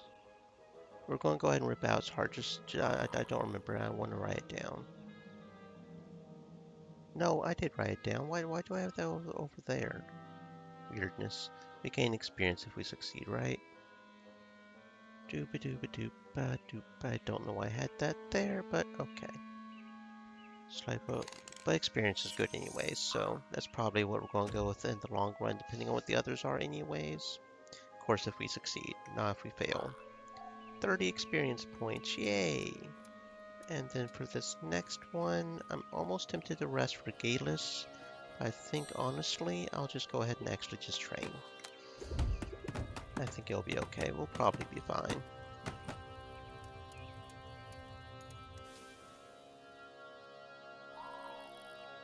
And we even got a level up again. Very good. Let's see. Ooh, a green, possibly. Tribal chant, 2 initiative to all party. Yeah, sure.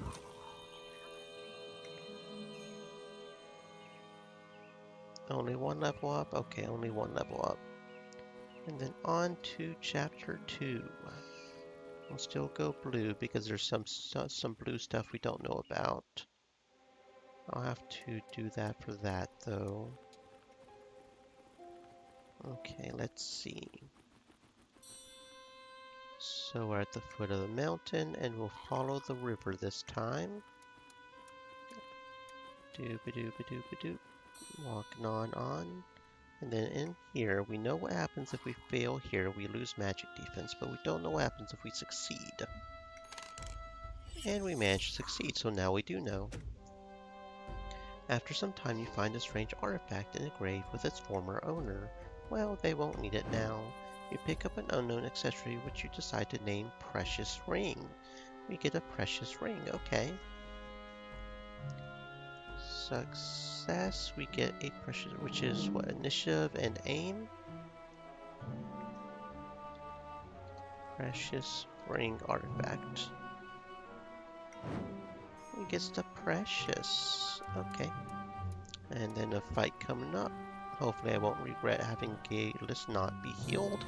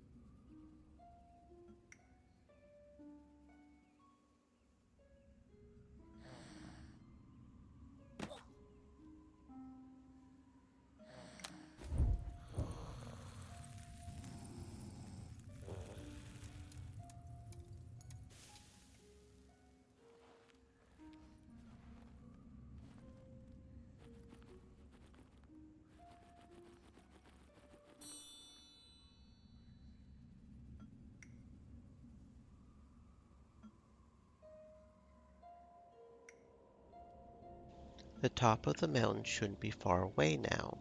Gazing at the scenery, you can see the horizon. You're so high up that a cloud is floating your way. Well, isn't that an interesting thingy? Okay, chapter 2, random. You're so high. Okay, so we'll go with blue and make it rain. There is no chance of failing, it just is a thing. Nature spirits are rightfully feared, and you shouldn't have provoked them. Powerful winds try to blow you off the mountain, and you start climbing down with haste. Okay, so yeah, that's definitely one we don't want to do. Even if the others don't um, have a chance of failing, it's a definite failure if we try and make it rain. So, uh, accuracy -8%. That's nice. That's nice. And then the next one is a story that always happens. Some feeble croakings can be heard ahead. You approach cautiously until you discover a very young ravenclaw. Yeah, the ravenclaw dude. So now if we succeed with this one, probably should move this because I think that's a random. So if we're going to separate that, then we need to move that down here. But it comes closer. If we succeed, no, if we just do blue, because there's no succeeding or losing here. If we do blue, we gain dodge and skip the next combat. Now let's try to catch it. Let's see what happens if we try to catch it. When you come closer to the birdling, it starts to squeal louder and louder. You hit it with your weapon to silence it, but too late. Its mother heard it and is quite set on avenging their offspring. Agamnes's strength is lowered by 40. I figured that was probably a bad thing.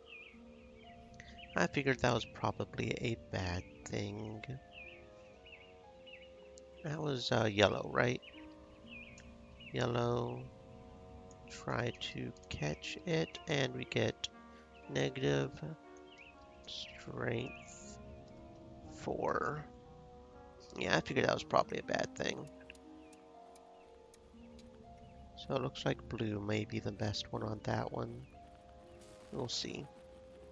I mean, skipping combat and still gaining the experience probably is the best one, but we'll see.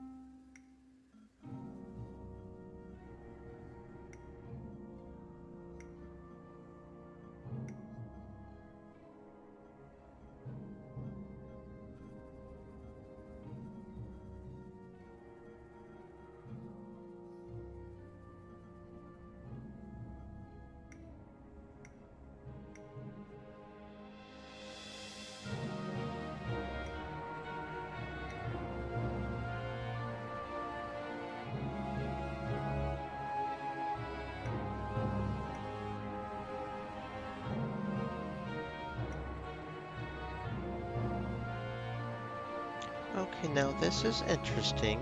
The corpse with the daunting crew and coop lies in front of you.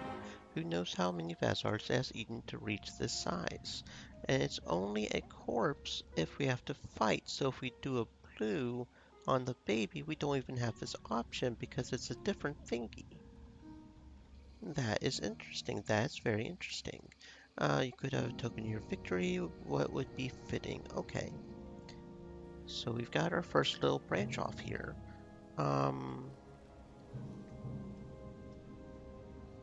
If you blue, it is different. Okay, we'll do living, crow yellow. No. Okay.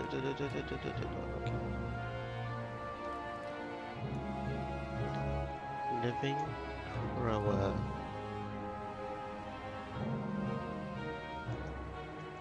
dead crow. Okay, so we'll do blue, try and make a charm out of its eye. Do we succeed? We do succeed. And we get a charm. We manage to take the eye out of its socket cleanly.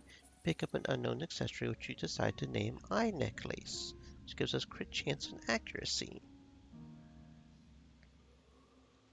Eye Necklace, crit chance, and accuracy. Okie dokie. You skip the next event. You skip the next random event. Huh. Okay. I don't know if that's because the crow is dead, or we made it an eye charm. Well, if it is the eye charm, then we skip either way. But because he's dead, yeah. We still have a fight, and we have a couple people that are hurt. But I almost want to do time 2.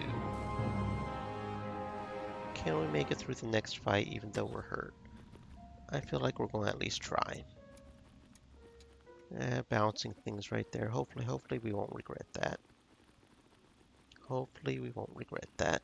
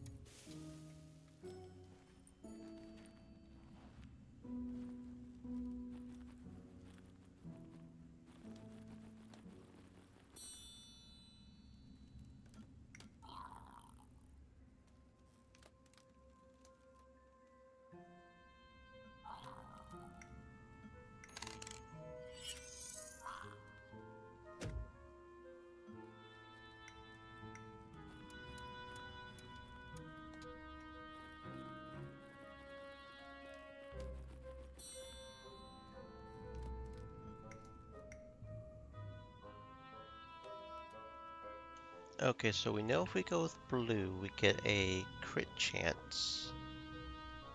So, what if we go with yellow?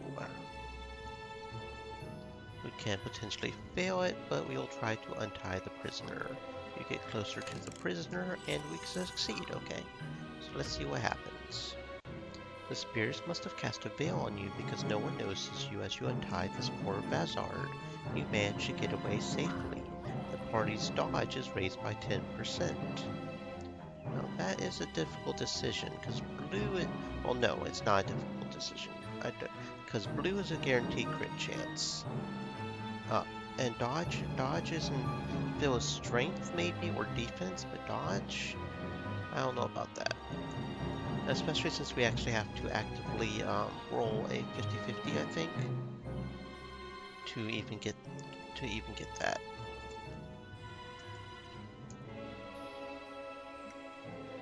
And, oh, never mind. Actually, it may very well be worth it. We apparently skipped the next combat as well. So that means we don't even have a boss fight. There is no boss fight for Okay, actually, yeah, that could put... Unless, of course, you want to fight the boss, but that's a whole other thing. Okay, so there's a chance to successfully skip the boss.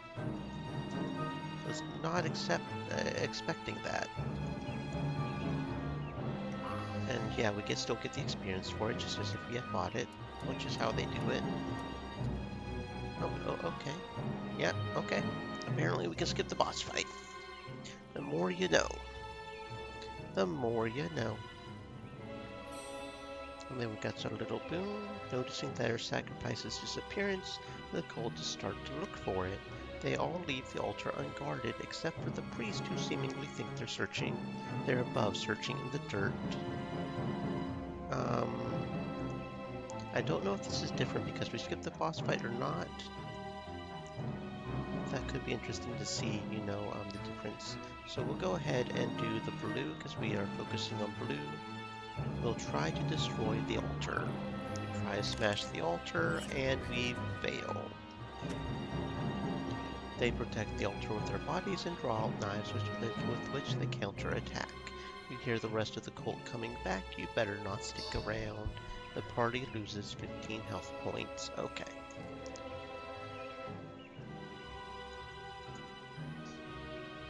It's not that much though. We got a lot of health. Honestly, that's not that much health point loss. It really isn't. So we're going to go ahead and run here because we want to try have at least a minimum of like 15 days, right? I don't know what the last chapter is, but it would be a good idea to have like 15, especially starting the next chapter. And this is starting to get to where we haven't really, because we've gotten to the boss of this one, right? But that's about the furthest we've gotten, period. 2, 3, 4, 5, 6, 7, 8, 9, 10, 11, 12, 13, 14, 15, 16, 17. So yeah, see, we'll need at least 2 more days. We'll need to do that one more time just to get to the end. The deep arboreal forest lies in front of you. You move under a green canopy filled with flowery stars preserved from the usual unseen corruption. Not a single bird is singing, nor a single leaf moving. The silence weighs heavily on you. Let's see. We will follow the whispers. Chapter 3, Blue Route. We will follow the whispers. See where that takes us. Where the whispers going to take us? We end up here. The croaking of a raven perched on an arboreal totem flies away as you get near. Okay. It flies away. And we'll try to go with blue. You try to keep the raven in sight, and we succeed. Very good. When you arrive at the raven's nest, you spot a shiny object inside of it. Noticing your interest, the bird pushes it your way, seemingly overjoyed to get rid of that bulky thing. We get a protective talisman, alright. Blue, success. We get a protective talisman, which gives us 1 spirituality point, 3 magic defense, and 3 defense. Okay, so it's a defensive thingy. Yeah, we'll Wasn't expecting the 1 magic point. Spiritual point. 3 MD and D. Very good. So that's a good defensive talisman thingy. And we do have one person we're trying to max out the defense for, so that will especially work for him. Trying to get the achievement for getting so much defense. I don't remember how much defense we need, but that will be nice for them. The protective talisman, so that gets their defense up to 26. Very nice. I feel like we should give this strength to somebody. So you've got your defense. We'll focus on defense for you. We're focusing on dodge for you. You've got 37% dodge, which is pretty cool. It's a lot of dodging. You've got the 2 initiative and accuracy.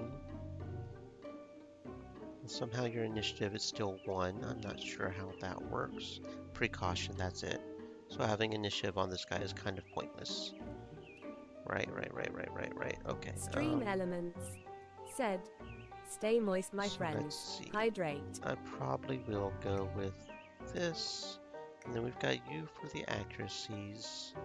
Crit chance because you're the shooter. Although I may switch one of those out for some more crit chance or initiative.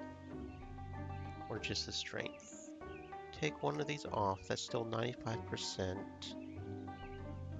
And that's 5 CRC. Yeah, I think I'll go ahead and do the strength on him instead of that, since we still can do that. Okay, we got protective talisman. Very good. Onwards to the fight.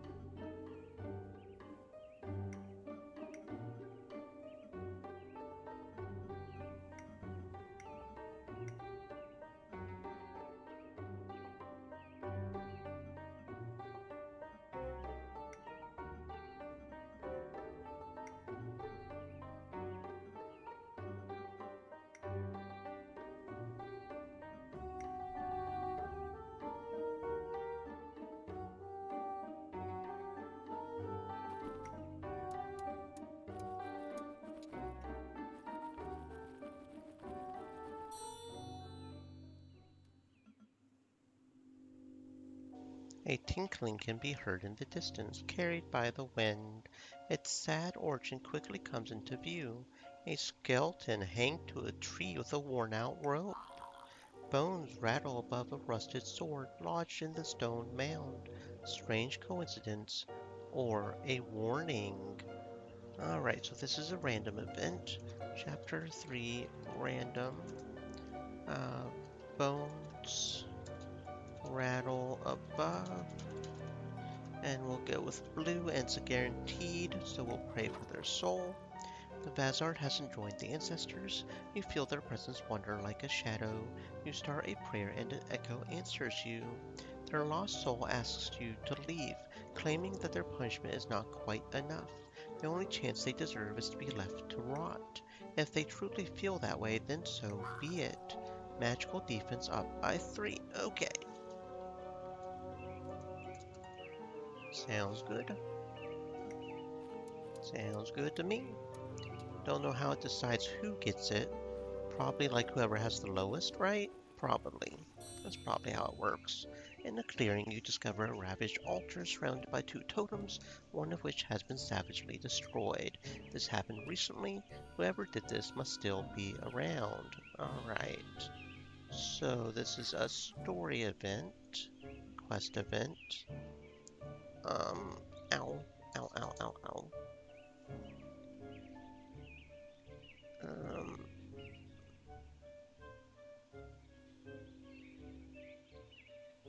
hmm. Weird thingy, weird thingy. Yeah, anyway, story event. Right over here. And this happened recently. 2, 3, and blue if we burned the other totem. You were about to start a fire at the base of the totem when a horrified scream stops you. An arboreal caught you and started summoning all their elders to curse you in a flow of insults. Their prayers seem to have been heard, though, as a tall tree extracts itself from the ground, standing on its roots ready to attack you. Agamnes's power is lowered by 5. Oh no! Power -5. Okay, so that didn't work, right? Here's hoping Agamnes does not die in this next fight. I almost healed, but we should be fine. Probably, right? Probably.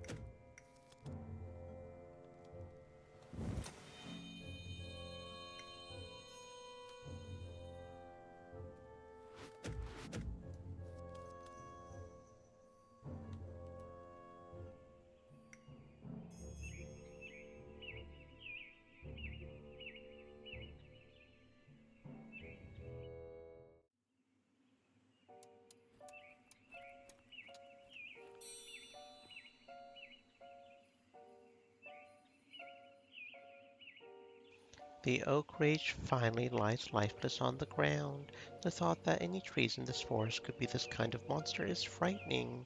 The arboreal is lying against the trunk. A glance at their wounds tells you they won't make it. After what it took to bring this foe down, it would be a shame to go back empty-handed. Okay, arboreal boom, blue. Peel its bark.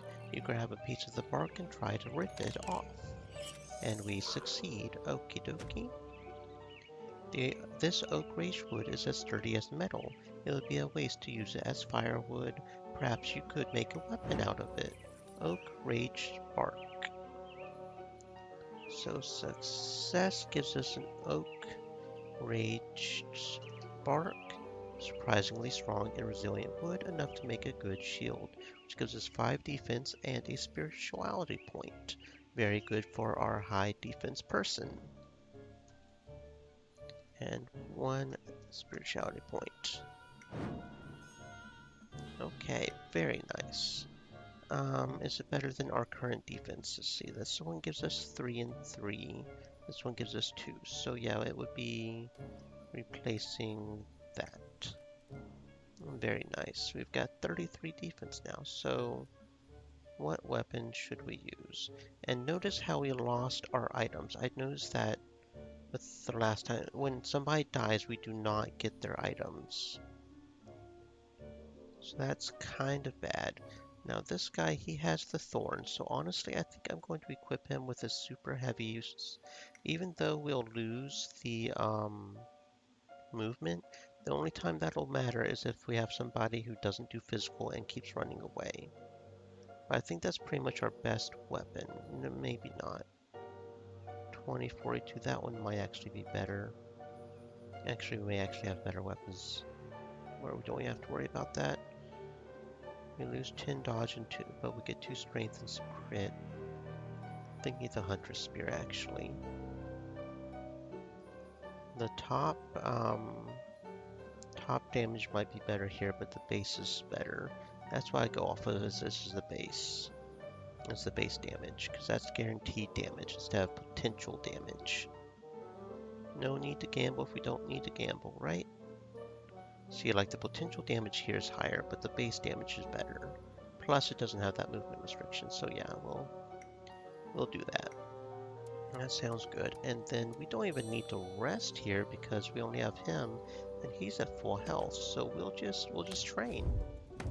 How far we can go with a single dude with a defense higher as a turtle, I don't know, but we'll see how far we can go with this. We'll see how far we can carry this, right? There we go. Just keep on increasing that defense. Potential, very good skill. Let's see. Gain 10 strength for a turn. Okay, that could be good if we want to hurry up and do some damage. But I don't honestly kind of want that because most of our spirituality points will probably go with the Flurry of Blows. Destructive Rock could be good for less defense. Although we could try to do Devastation and Flurry of Blows if we get another spirituality point, boost our strength, and then just do a Flurry of... That could be good. Oh, we don't have enough action points either. No, that doesn't take any action points. Yeah, that could be good. We could do Devastation. We would need another spirituality point, but we could do Devastation if we get it and both at once. That could be good. That could be good. Okay, a random event over here. As you make your way up a trail, you are surprised to come across a group of perplexed wanderers. The master caravaner, Enophel, explains that they were waiting for the arboreals at their usual exchange point, but that they never showed up. They are worried and ask you to look for them. Enophel would go themselves, but they don't want to abandon their own. Okay, so this is a random event. They are worried. 1, 2, 3, and blue gives us what?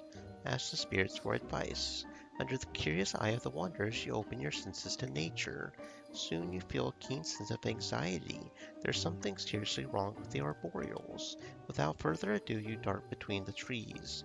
The fog fades away and we earn 3 days. Okay, so I guess we didn't even need to extend if we get this, since we got this event, so that's pretty good. Um, plus 3. Oh, come on, that's not what I wanted. Stop being weird. Plus 3 days. Okay. 2, 3, 4, 5, 6, 7, 8, 9, 10, 11, 12, 13, 14, 15. Yeah, 17. Okay. And then we'll see how well we can do this fight by ourselves. We've got insane defense. We've got a thing that'll protect us. The main problem is going to be range people. I feel like if we end up with some people doing some range, because I feel like defense-wise we're doing pretty gosh darn good. And as a general rule.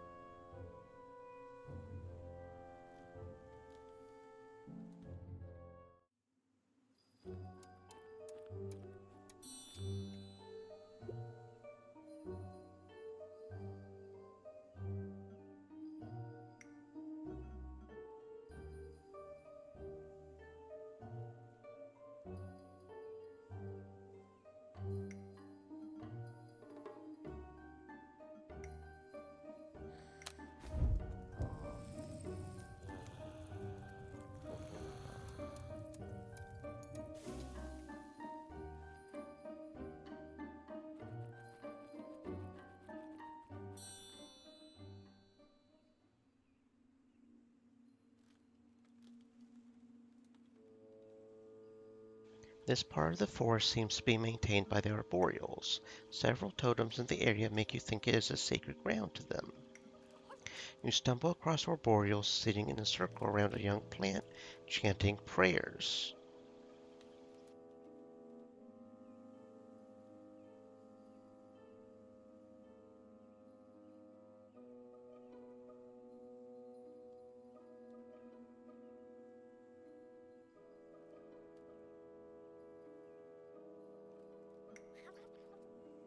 You observe the ceremony. Successfully observe the ceremony, I should say. You let the ritual unfold and witness a miracle. Prayers of the arboreals gather into the plant, bringing it to life. It extracts itself out of the ground before dancing cheerfully. The arboreal leaders stand up to greet you, amused by the look on your faces. Fortress's power is raised by 3. Okay. So, blue success is power plus 3. Okie dokie. Palju, spiritual leader of the Arboreals, welcomes you to their village. It's a massive vazard of which one arm is swollen, deformed, and massive, so much so that they need a cane to walk. You're being told that you're safe here. Those plant monsters you've encountered never enter the village. They even go so far as to tell you they created them. Arboreals have been bending nature's spirits to their whim, making them create guards to fight off the shade.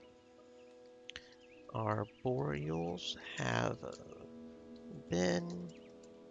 Okay, talk about the Oracle. You tell the Arboreals about your quest. Successfully. The Arboreals are hanged on your lips. Living surrounded Living surrounded by deadly monsters isn't exactly charming, and they're very interested in the alternatives you're offering. Losing its followers' faith enrages Palju, who lets go a wild lure. Looks like you won't go without a fight, but the Arboreals are here to help. Now that could be very useful considering we're now by ourselves. And the party's magic defense gains by 3, so blue gives us MD plus 4, which we do not nearly have as well as our defense. Arboreals join fight? Question mark. Maybe. Maybe we can actually get past this fight, which we didn't do our first run. This is our second run, so maybe we'll have some luck. Now we've got to fight Palju.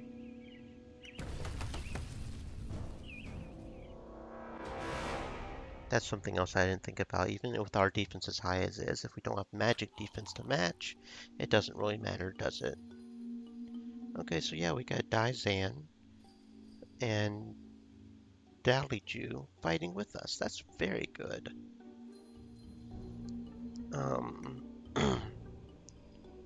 Do.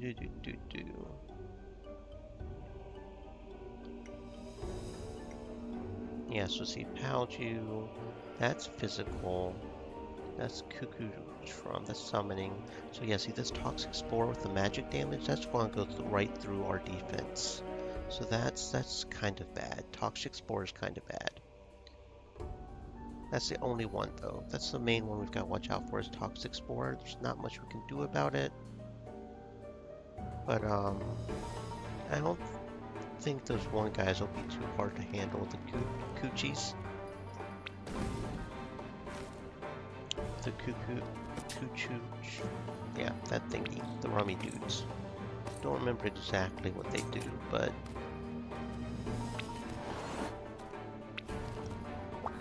Right. Those are the eggs.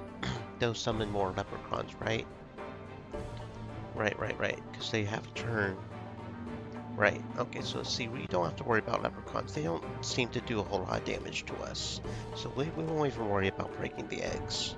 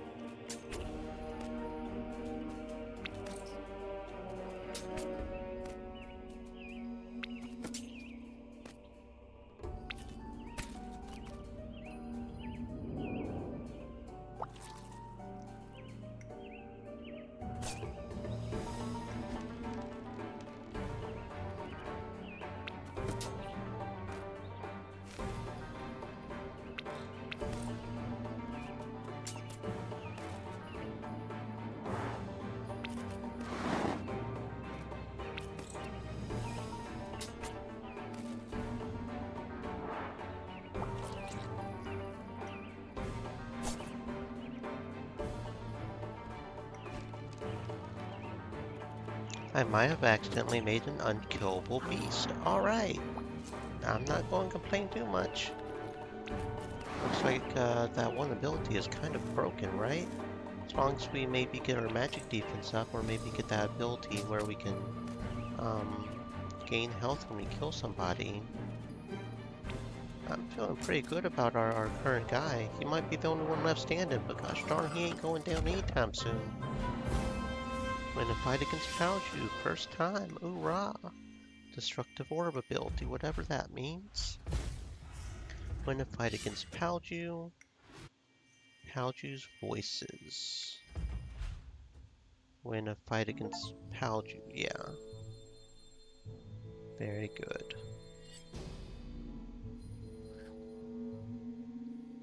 Okay, brutality. And we don't have, okay, we'll go with the max SP. We were getting hit by the leprechaun, so we couldn't really use that this turn. But one more max SP will mean we get to do Devastation and Flurry of Blows back to back. Potential golden skill, okay. Death immunity. So even if we start getting low on health, we can do death immunity and just protect ourselves. Okay, yeah, I have a feeling we're actually going to end this run, unless something crazy happens. Successfully. Much more precious than a jewel. Each adventurer gains 1 SP every 3 turns. Interesting. I'm going to mainly save my SP for fighting bosses, though, since that seems to be our main thing. Or maybe somebody with a lot of magic damage. Okay, here you stand in front of Palju's corpse, the deformed Vazard. Okay, so Palju's corpse, and we're going to try to put a seed in his mouth. That sounds a little kinky, but okay. You carry out the funerary rites successfully. You put a seed inside of Palju's mouth before burying them. Their spirits should be at ease. Portress's power is raised by 4. Okay, so blue success power plus 4. Okay, not really worth it with our current character, but sure. So 1, 2, 3, 4, 5, 6, 7, 8, 9, 10, 11, 12, 13, 14, 15, 16. I'm assuming each chapter has the same amount, so we'll need to run, and that'll actually give us exactly how many days we need to make it to the end of the next chapter. I probably should run one more time, because I don't know if it's the last chapter, and make sure we have an extra day, but we'll see.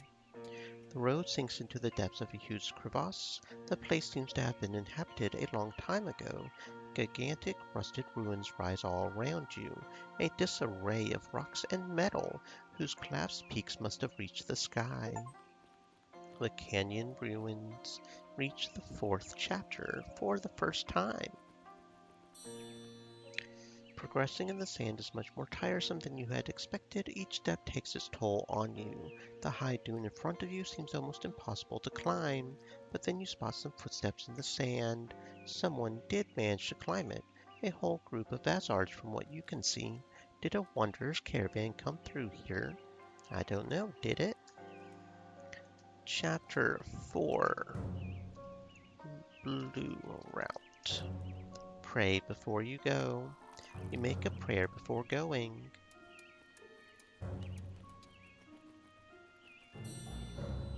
As if walking wasn't hard enough, now the sand is burning hot. You stand on one leg at a time to try and keep them cool, but you won't go anywhere like this. Okay, you stand on 1, 2, 3, blue. Walk on the tip of your claws. You give a try to your idea. Successfully. The safe spot of your paws protected from the heat, you can finally walk on the soft spot. You wonder if the Vazards who came before you used the same trick. No, you're probably way smarter. Party receives 120 experience. Yes, please. 120 EXP. Very nice. Power or dodge.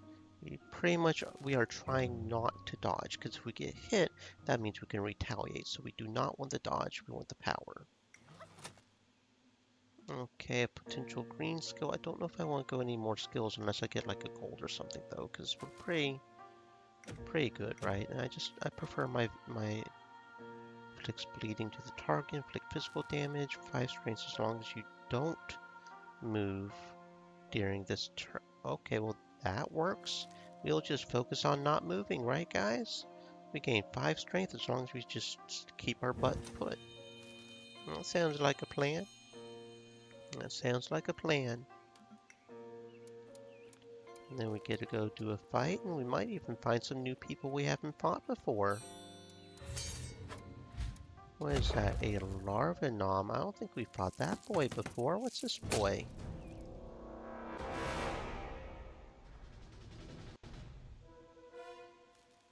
Loading, loading, just keep loading. Okay. So what do we have here? We have a Larvanom, a larva from the shade. The Larvanom digs tunnels with corroding acid and also uses to kill its prey. If needed, it can drive off predators by throwing its needles. And of course we end up with the range boy. Anomaly heals 6 health at the beginning of their turn. Predator gains 2 initiative for each enemy below 30 health. Okay. Corrosive Split inflicts 3 defense for 3 turns, and poison, if character is behind it, it suffers the same effects. Interesting. Inflicts physical damage and poison, and ignores. Oh fuck. Well, that's nice. Inflicts physical damage and bleeding to adjacent targets. Moves to a distant tile and inflicts damage. Okay. That's just not okay, though. That piercing sting is just not okay. Larvanom, Larvanom, Larvanom, Larvanom. That's all we have? Is it just a bunch of Larvanoms? Okay, sounds good.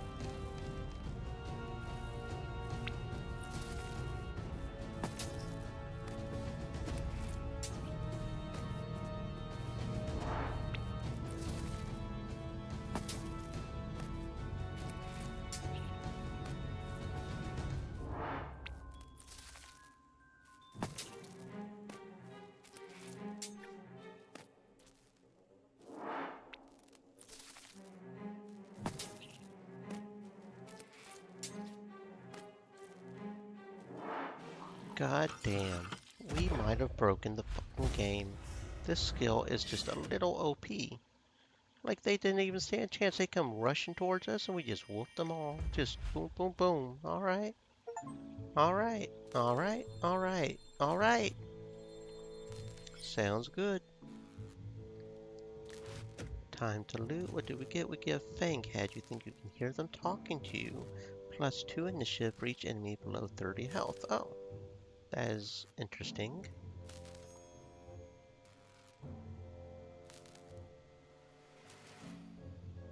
Who could have lived here, you still wonder? One thing is certain, these missing inhabitants were much taller than you. And we get a thingy. I'm going to go ahead. Yeah, if we need to, I think I'll save this for the running day. If we need to, if we don't, I'll go ahead and get some days here. I don't know if there's a chapter after this, so I don't even know if we'll need some more days. And we're still more or less at full health, so we're going to go ahead and train. That sounds like a plan. And then we have a random event. Scratching noise can be heard ahead. Faint at first, it grows into a deafening roar by the time you find its source.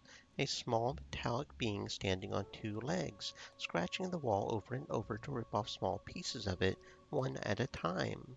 It's in pretty bad shape, its limbs threatening to fall at each movement. Since when has it been working so tirelessly? Why has it been working this hard?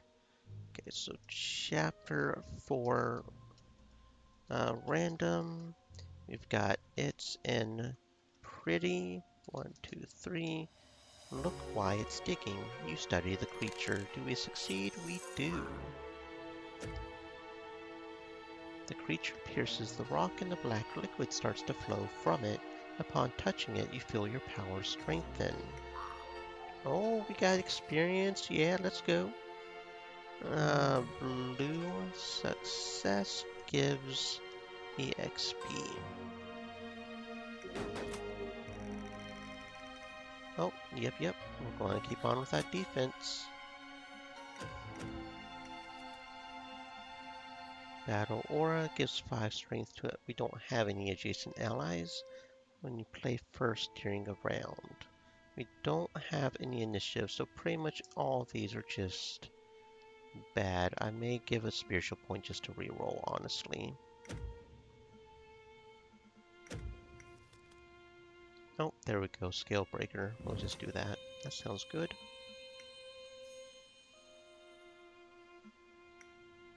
Okay, moving on to a story-scripted event. At the base of a gigantic metal structure, you find a corpse. Upon getting closer for inspection, your face twists into a horrified expression. This one doesn't have any scales. They are much taller than a Vazard with 5 fingers. Is it a human? Did we find a human? It looks like they've been there for as long as these ruins, but their equipment seems to still be in good. Did we find a human? Humans are canon in this game, apparently. Looks like 1, 2, 3. Talk to their spirit. You gently approach the body. Successfully. It's just an empty shell. You don't feel the presence of a spirit like a Vazard would leave behind. Even so, the fate of this being doesn't leave indifferent. You dig the sand to bury their body. They're holding a strange object in their right paw.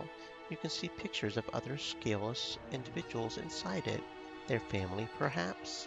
You wish you could see your family anytime you want to. And we get more experience. We were just busting on that experience. Alright.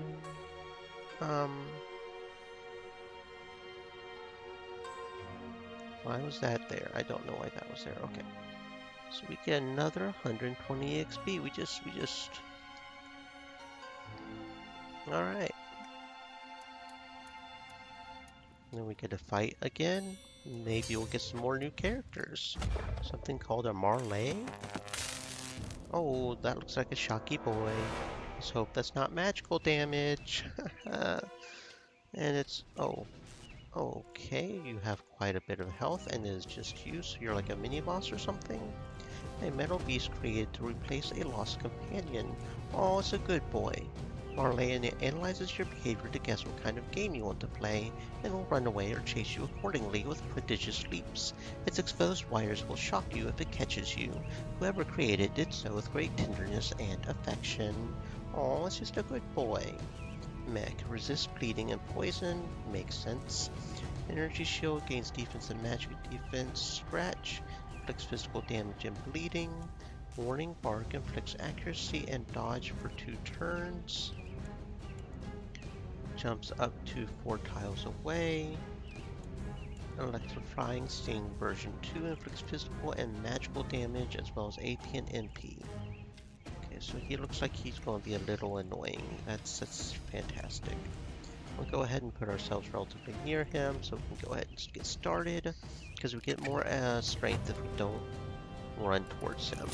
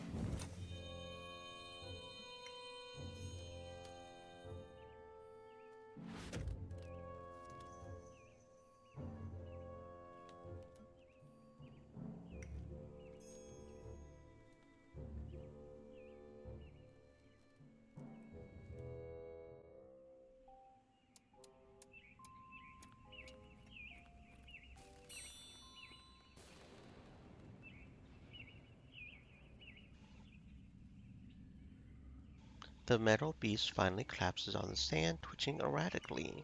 See you tomorrow, Master. You make sure those are its last words. Now that you can observe it without the beast jumping around, you find its conception most interesting. There's something attached to its neck, like a necklace of some sort. Okay.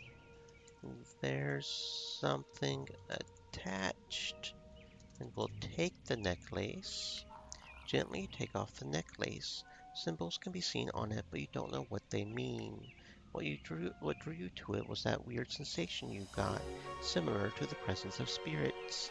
Perhaps its master never left it. In the end, you pick up an unknown accessory, a horned pendant, which will give us a bunch of dodge. So blue horned pendant plus 12 dodge.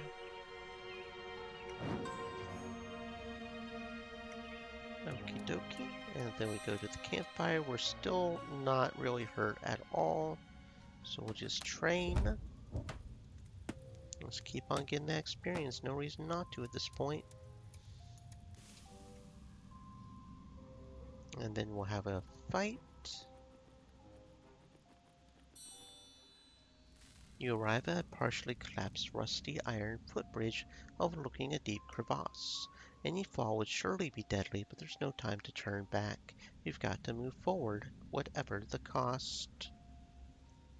Any fall would. 1, 2, 3. Pray and jump to the other side. You rely on the spirits. Successfully. You close your eyes for a moment, inhale and gain a little momentum, then take the plunge. Praise the ancestors. You've done it. You earn 4 days. There we go. Plus 4 days. Very good. Moving onwards to the fight. What do we get? We get to fight a Mirapace, Myriapace, Mirapace, Myriapace. Something's pacing at any rate. Something is pacing.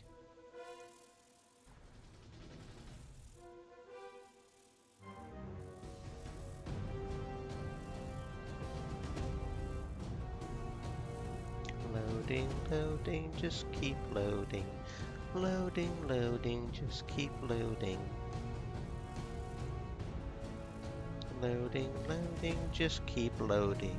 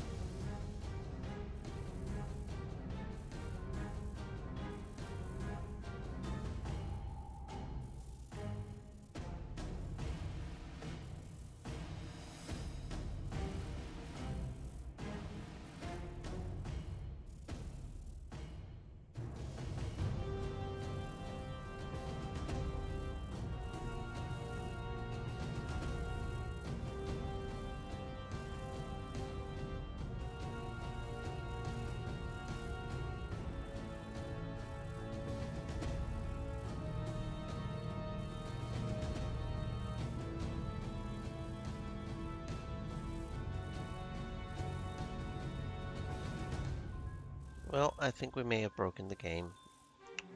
That's nice, that's nice. It's... okay. The game has become broken, I think.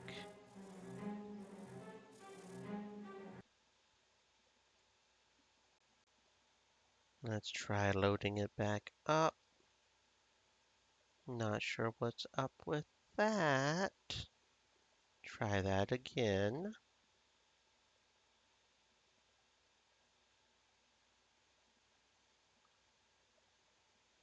Aetheris, come on, buddy. You can do it, I know you can.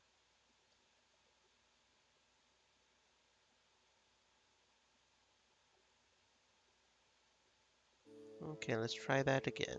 It froze up on us. That's always wonderful. That's always wonderful.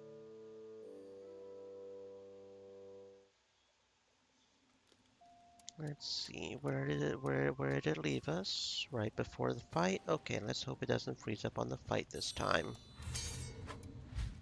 Let us fight the Myria pace. Please and thank you. Let us fight it. Please and thank you. There we go, there we go, okay. Not sure what happened. Oh, we are surrounded by lava gnomes as well. That's nice. Myria pace. When it became too taxing to dig tunnels large enough for it, the Myria pace came out to live on the surface. If a powerful opponent ventures into its territory, it is not afraid to confront them, but when it hunts, it always targets the weakest of the herd. Predator gains 2 initiative for each enemy. Anomaly heals. Okay, so Paralyzing Scream inflicts 1 less movement. That's fine. Inflicts less accuracy. With Intimidation. Ruade inflicts physical damage. Ether Smoke inflicts magical damage and removes SP, so that's dangerous. Hopefully they don't do Ether Smoke too much. Helmet charges, pushes back, inflicts damage. So the main thing is Ether Smoke. Hopefully these guys won't do too much Ether Smoke. We'll see. That is a lot of lava gnomes we're surrounded by.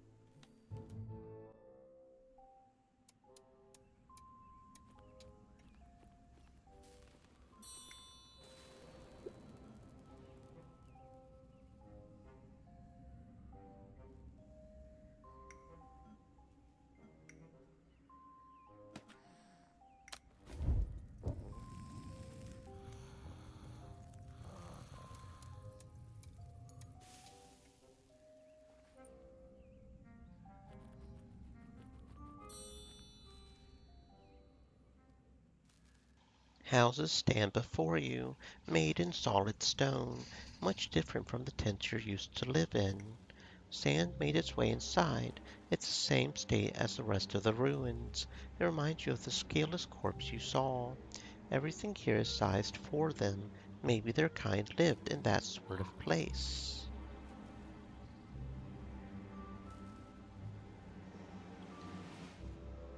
Everything here is... Look for supplies. You look inside, and we fail.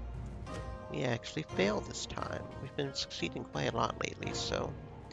We forgot how dangerous these ruins are until a sharp scrape cuts into your paw. It's not just a scrape, it's a whole functioning machine you pull out of the sand. The party loses 20 health. Ow. God damn it. God damn it. Blue, fail, negative 20 HP. Oh, that's nice. That's nice. Your eyes fixed on the stone, you gaze at each drawing with attention. Several metallic beasts like the ones you saw are represented around an imposing machine, seemingly emitting something toward the beasts. What do you understand from it? What do we understand from it? They worship the machine. Those metallic things have a culture. Perhaps they are a community. The best way to intimidate a community is defeating their leader. After that, they'll leave you alone. The party's power is increased by 3. So blue, power plus 3. Okie dokie. Now we have to do the fighty fight. Oh, it's a giant mecha spider. Okay. Content warning for people who have arachnophobia, apparently. That's nice.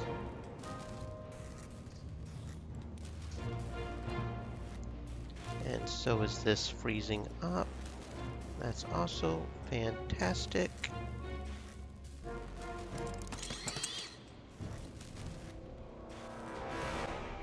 I love it when things don't work like they're supposed to. It feels good. Okay, so what do we have here? A sentinel. The sentinel, not just a sentinel, the sentinel. The sentinel's entrails are a factory constantly producing new scrap metal monsters. It moves by means of a cable system, and its powerful mandibles allow it to devour any metal. To defend itself, the sentinel will not hesitate to activate its concentrated ether beam. Living mountain cannot lose AP or MP. And then a mech. Egg laying lays an egg gnaw. All gnaw, egg gnaw. Wiring changes location. Mower inflicts physical and bleed. Ether ray sweeps the area in front of the sentinel with a ray. Okay, that's not good. That's not good. Who the heck is this? The heck?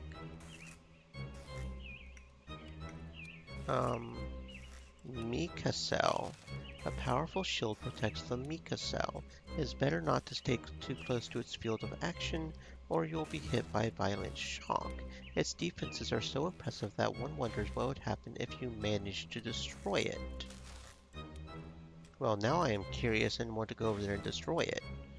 Explosion. When dying, inflicts damage to all adjacent targets. The Mecha Pile is the Sentinel's generator. Stream elements. Said. Stay moist, my friends. Hydrate. Inflicts magic damage to targets. Magic damage and 1 MP. That's nice. Gains defense for 2 turns. Well, now I kind of want to go over here and try to kill it just on a matter of principle. It tells me, you know, 80 initiative. Oh, that's nice. Okay. I have a feeling I'm going to die this turn.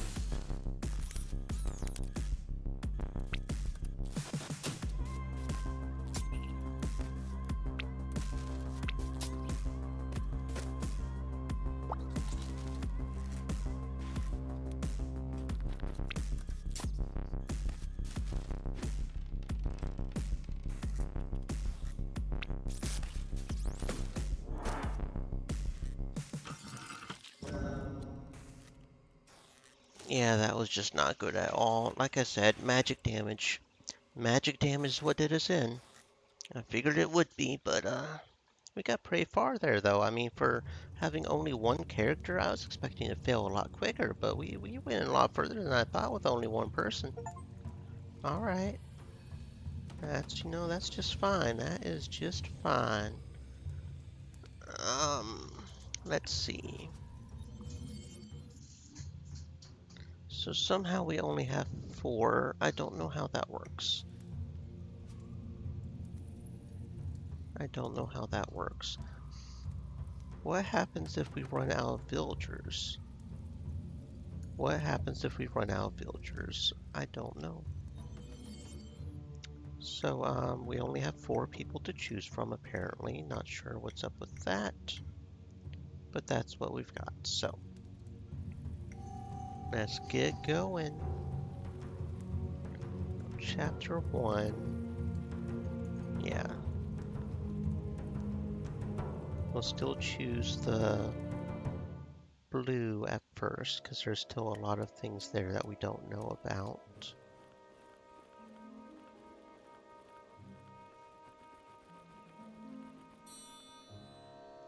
You just got out of the village. We'll go to the Sacred Orchard first.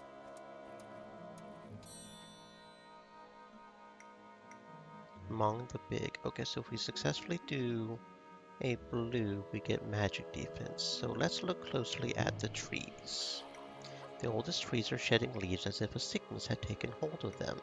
To see this saddens you and further reinforces your determination to save your village. You need to get moving.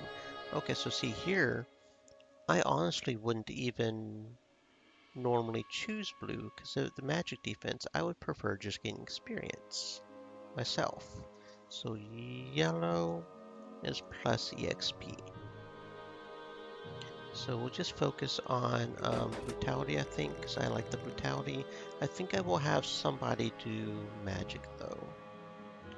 Defense seems like a good idea, so we'll focus on defense here. Purple skill could both be good. Flurry of blows, yeah, that's one of my favorite ones for power skills.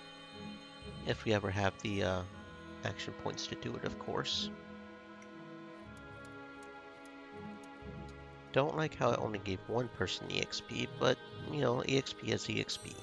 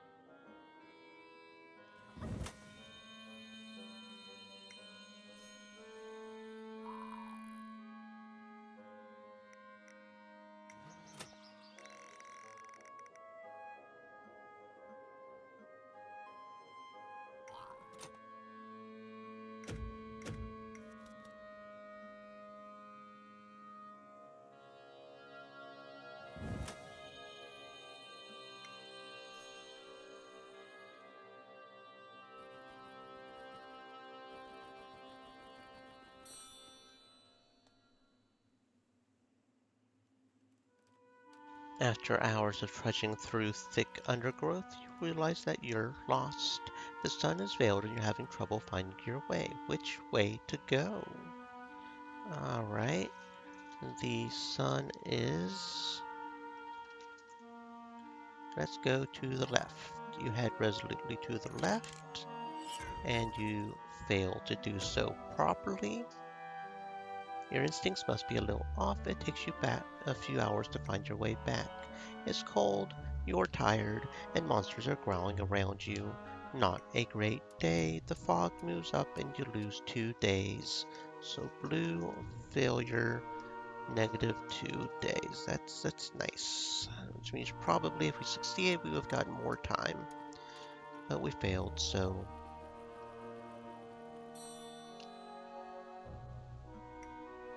Okay, on this one, if we carefully cross the bridge, we get 6 days, which is good.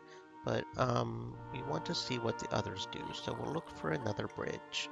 After hours of finding nothing, you have to face it. That's the only bridge there is. There is no way you're crossing it, and you've wasted enough time. You jump into the river and swim to the other side. You made it. Barely. You lose 2 days, so we just straight up lose days if we don't even try to do the flip. So yellow is just a guaranteed -2 days. That's nice. So we definitely don't want to do the yellow on that choice.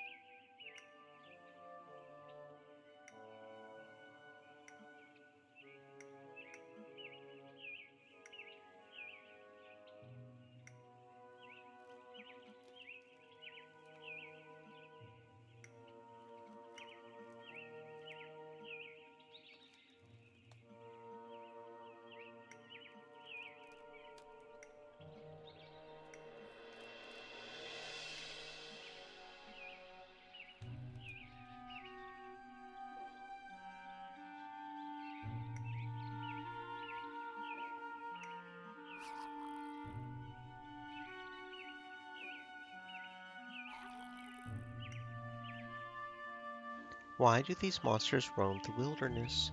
Where do they come from? The examination doesn't bring you much of an answer, but it's quite alright. You like yourself a good mystery.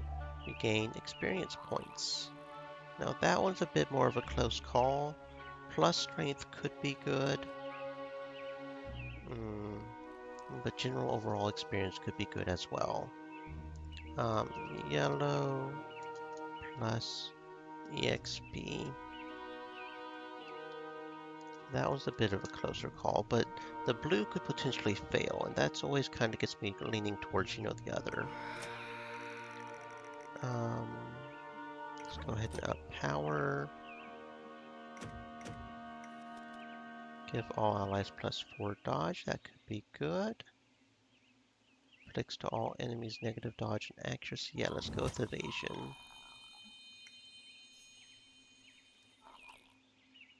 Okay, and you are one of my brutes. We will give you defense. Gains 10 strength for a turn, gain 4 defense, and enemies cannot ignore your defense. Very good. And then we come up to a camp, and we're still doing pretty good on health. We'll definitely heal here for the boss, but I think we'll just train at this one. I think that'll get this guy up. No, maybe not. Okay. And then we've got the random encounter. As the days go by, your supplies dwindle, but you're not sure what to do. Should you follow what looks like a shrewder trail, pick fruit from an unfamiliar tree, try and nibble a few butterflies, or tighten your belt? Alright, so should you follow 1, 2, 3, blue? Let's chase the butterflies. Do we succeed in chasing? No, we fail in catching butterflies. No matter how hard you try with your net, the butterflies keep getting away from you. At last you catch something, but it's a hive of insects furious at having been disturbed. Well, shit. Okay, so blue failure is -10 accuracy. That's nice.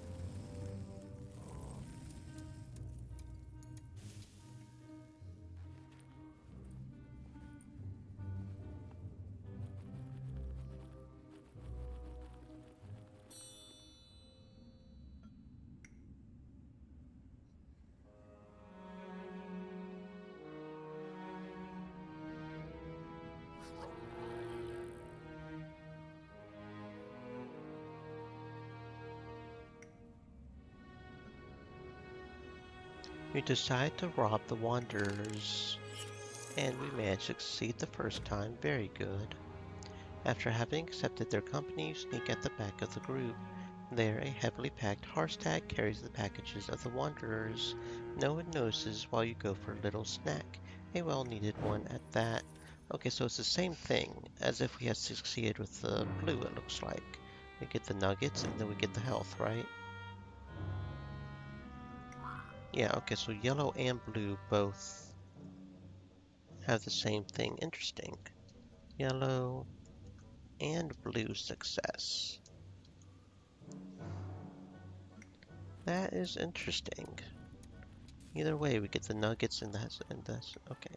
So who's got the best strength? We're just going to pile onto that. You, interestingly enough. Okay. Um. So this time we'll speak of the mountain. Speak of the mountain. You explain what you have been through successfully. They drink up every word you have to say about it, completely absorbed in the story. So the threat is even greater than anticipated. They swear that you will not be alone in your quest. Strength up by 5. Okay. So, yellow success is STR up. Okay, cool. And then we'll probably get help, fighting this dude because we didn't piss them off, right? Probably. That would be nice.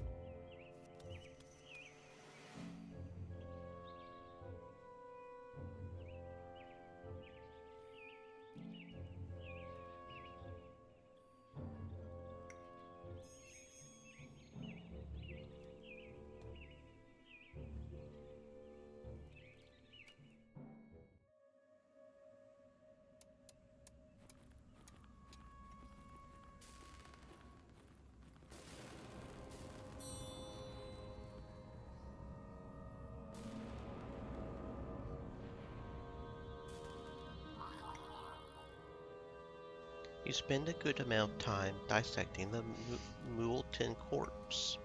Even if you still can't understand how the breathing flames part works, this is very educating. Finally, you cover yourself in its fireproof skin. Aetheris' defense is raised by 5. Why Aetheris specifically, I wonder? Because hers was the lowest, right? Yeah, it's well, it was either him or so it was a tie, but yeah, pretty much. So, that was the yellow option, right? Yellow is defense up 5. Okay. Then we'll definitely have to rest because we almost lost Lesia this that round. We almost lost her. So we'll definitely have to rest. We'll need more time at some point. But for right now, we'll definitely need to do a run at some point because we're coming in with 5 days when we need 7, 15. Keep forgetting how many there are. 17, I think. So yeah, we need like 2 more running days. So that's going to kind of suck, but we lost some time playing around trying to figure things out, so it is what it is. Yeah, that shadow is just right up on us. Okay.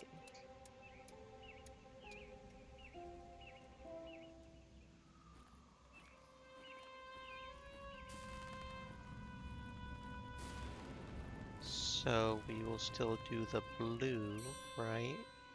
Because there's still a lot we don't know about the blue path, so we'll follow the river.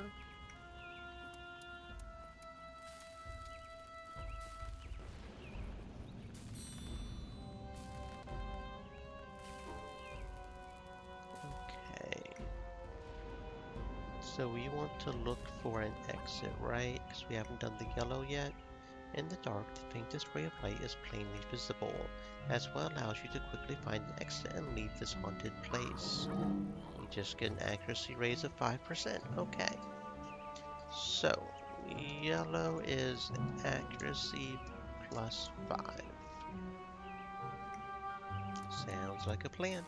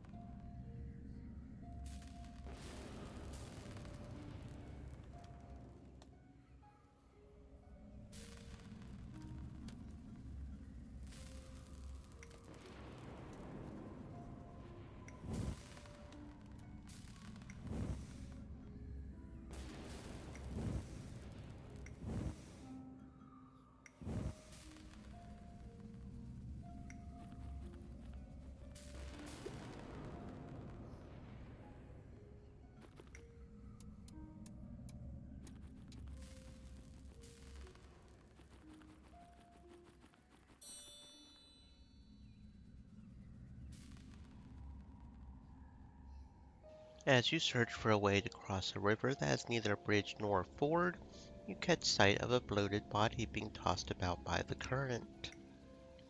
The waves blacken in its wake. Let's see, this is chapter 2, right?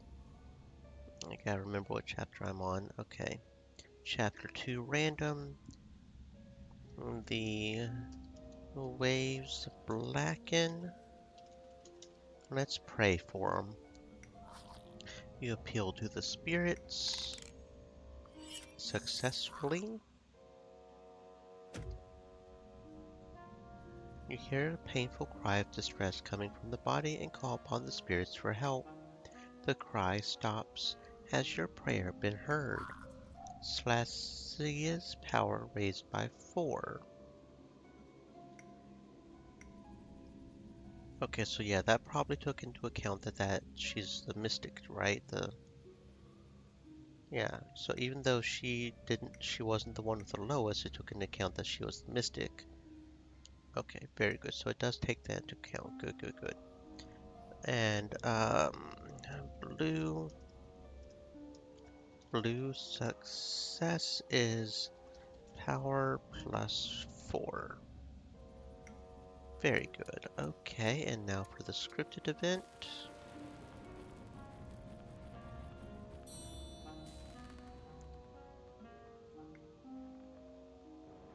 Wait, that's different, isn't it? It's not.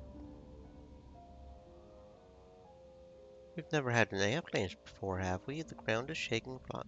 No, I don't. I thought the scripted events were always the same, the quest events, but maybe they aren't? No, because normally right now would be the birdie, right? Is it because of how close the shade is? I do not know. Yeah, because... No, that's this one, isn't it? I don't know. Um... Okay.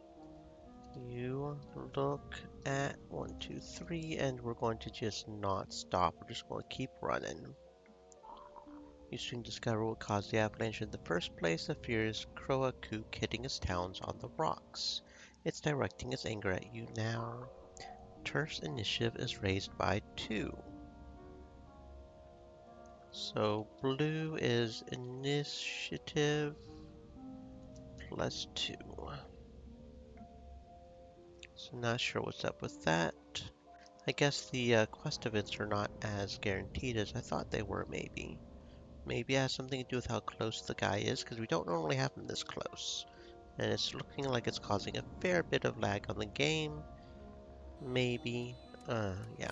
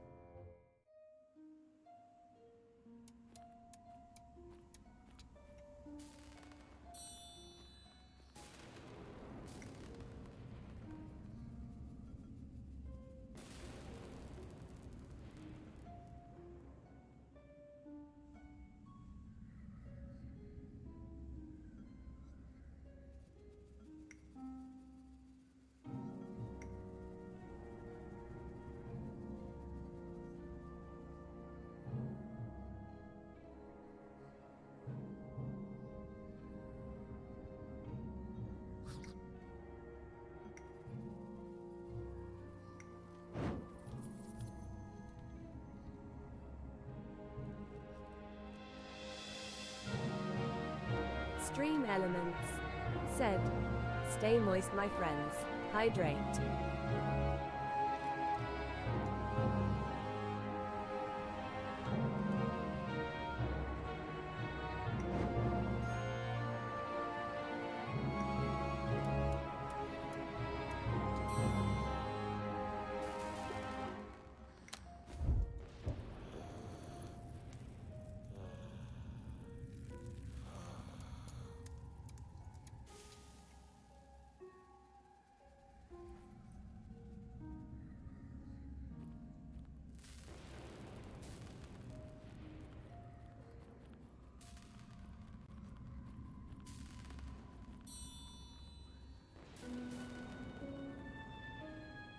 The further you go, the less you know where to go.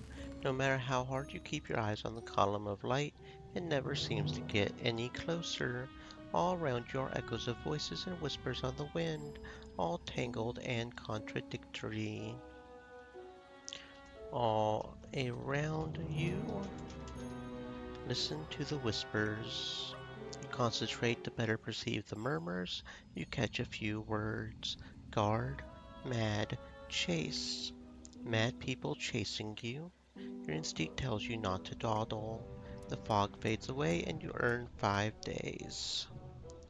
Blue plus 5 days. That's nice considering how close it was.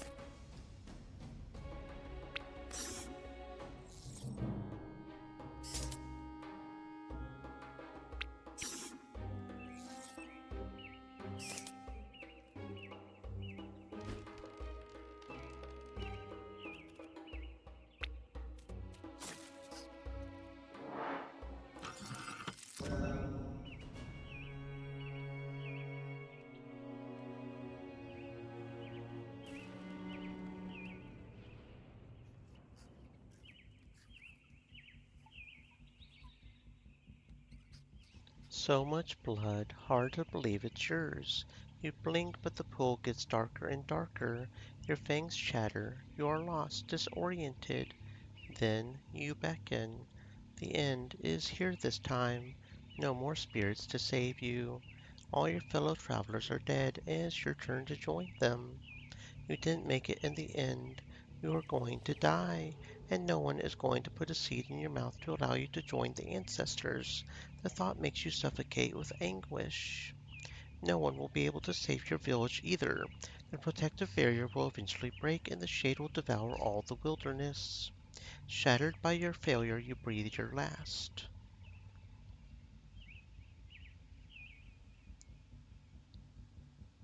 Okay, so you can literally get a complete game over if all of your...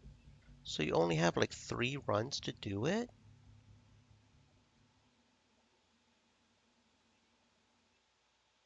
As I'm trying to figure out how this economy works.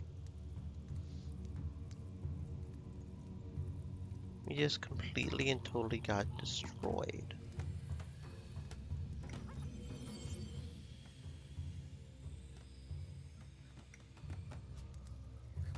So see, you start off with 16. So I guess you just start, so you have like 4 runs you can do, period.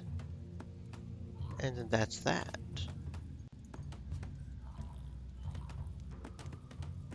It doesn't replenish or anything. That's what I'm getting here. That is interesting. But what is the cost of failing like that? Like, I don't know. I do not know. But we still have access to all of our codex, right? I believe so.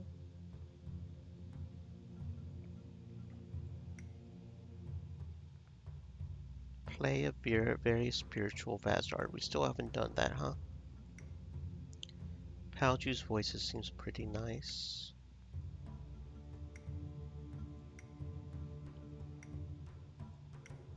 Time shift gives 6 action points. That one's really nice. Lua New Smoke. Requires a lot of spiritual points, but allies gain 3 AP. Win a fight alongside Moal. Win a fight against Claymore. Against an excavator, against the Hauger. Very empathetic and spiritual. So we haven't done empathetic or spiritual. Don't know what this is.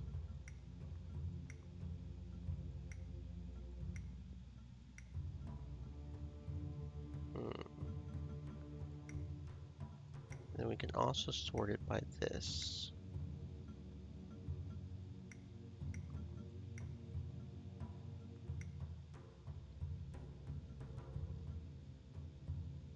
So it looks like we still have all of those. So I'm not sure what the point of having a limited set of villagers and just ending the entire thing is. I'm not sure what the point of that. I don't know. So we'll just keep going, but apparently our village is set at 16 people. Apparently. I don't know. So we'll keep going down the blue road here. Yeah. I think. Yeah, because we haven't done red or green on at least the first one. Assuming it is different, I don't know. We'll go to the Sacred Orchard at any rate. Assuming it doesn't just change like this one or something.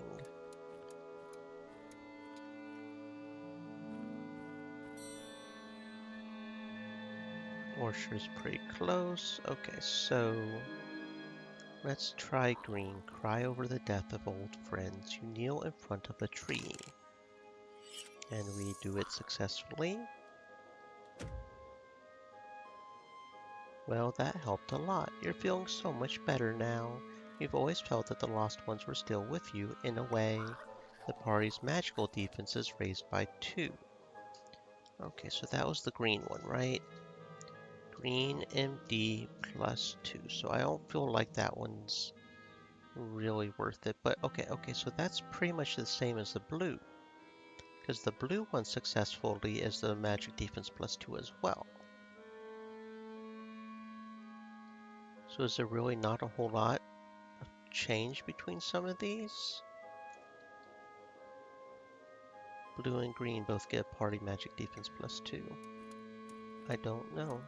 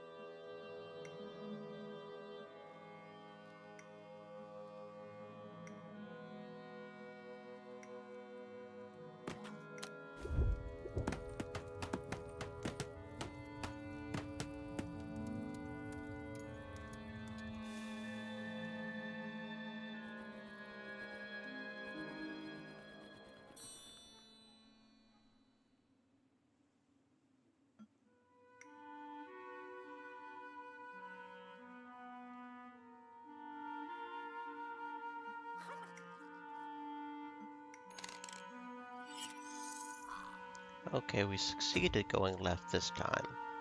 Gradually the path becomes easier to follow and you find yourself back on the familiar trail of the entrant caravans.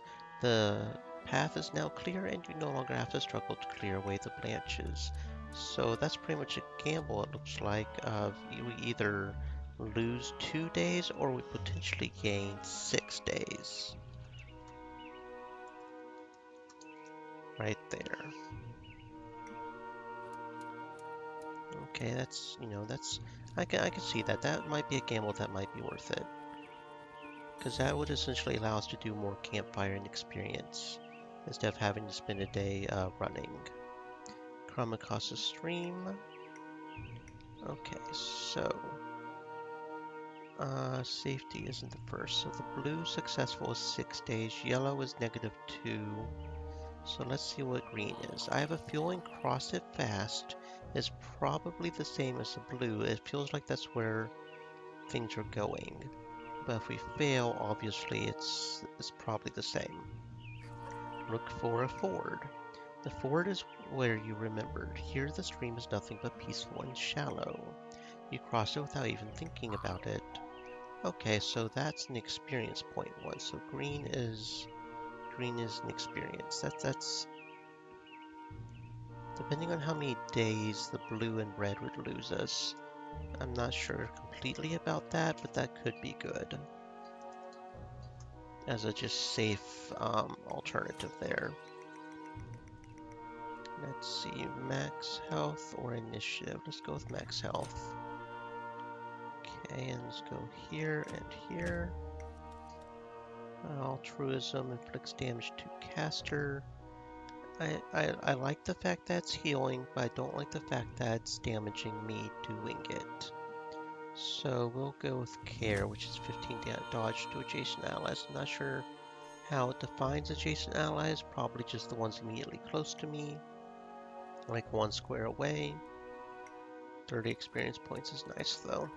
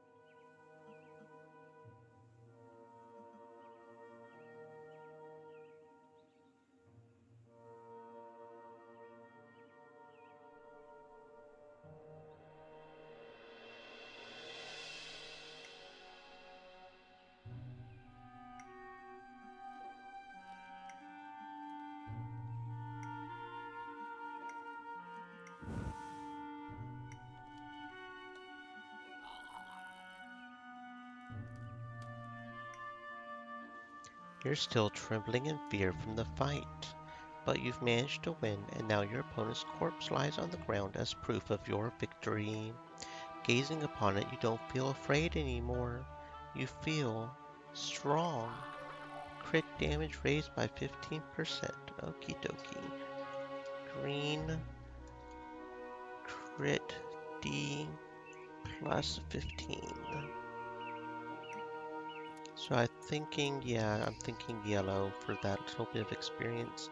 Although blue could be nice for that. So let's go ahead and train. That seems like the best option right now. We're doing fairly good on days and health.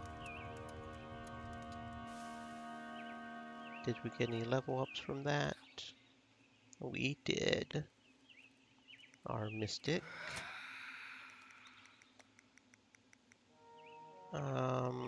Defense, I guess. Don't know what that legendary ability is, but hopefully it's something really good. Time shift gives 6 AP to an ally for 1 turn. The problem with that, of course, is if nobody else has any. Can we aim it at ourselves?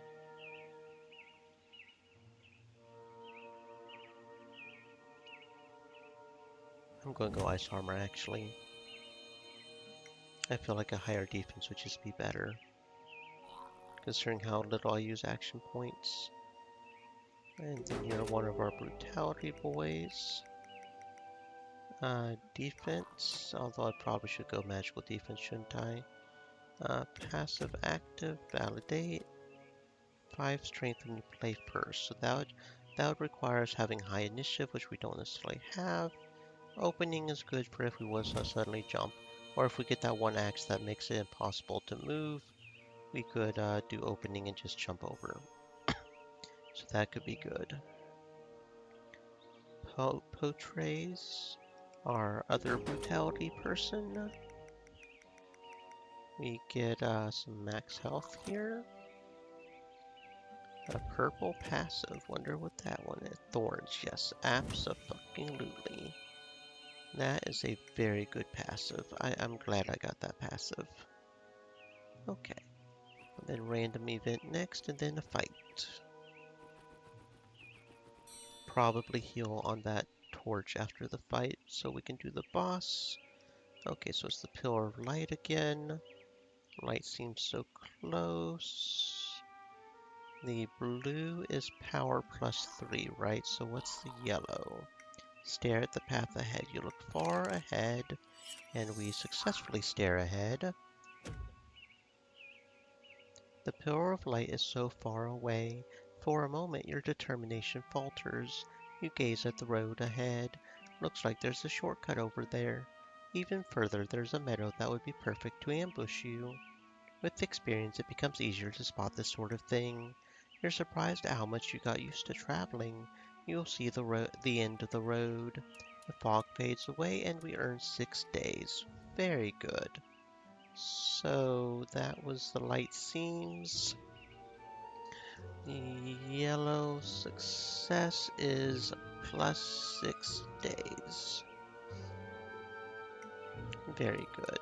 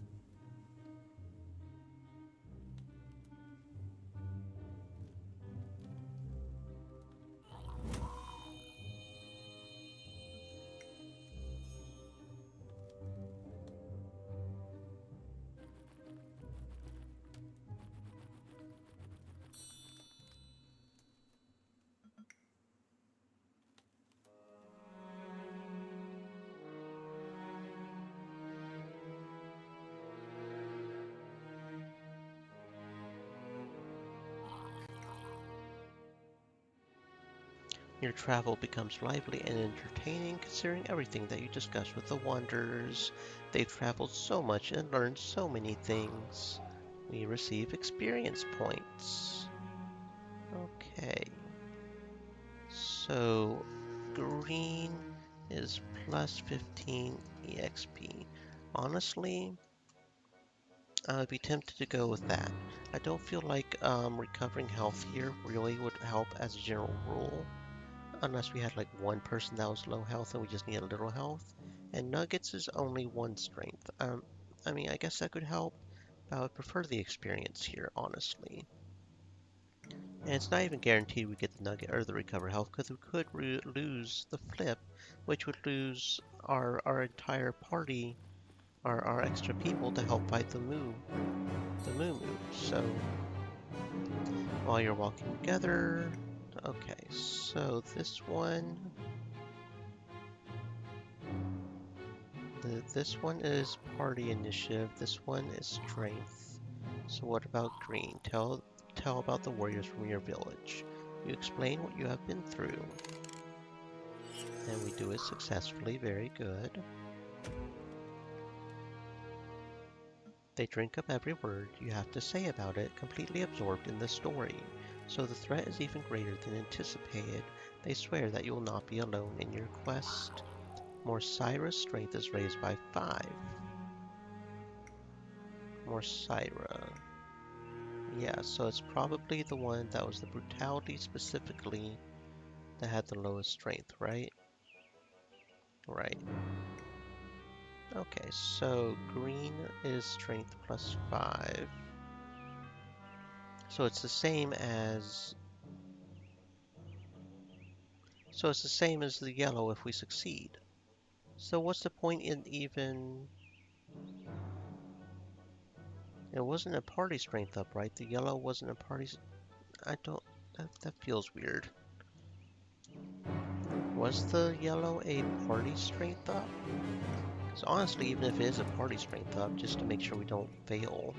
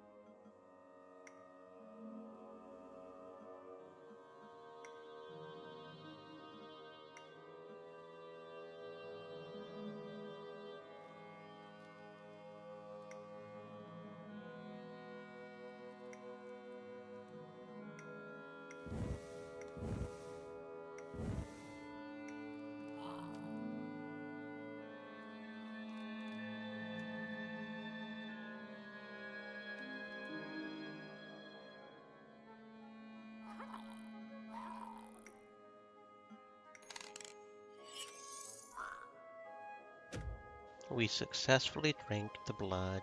You thought it would be revolting and furious, but it's actually sweet, much like honey.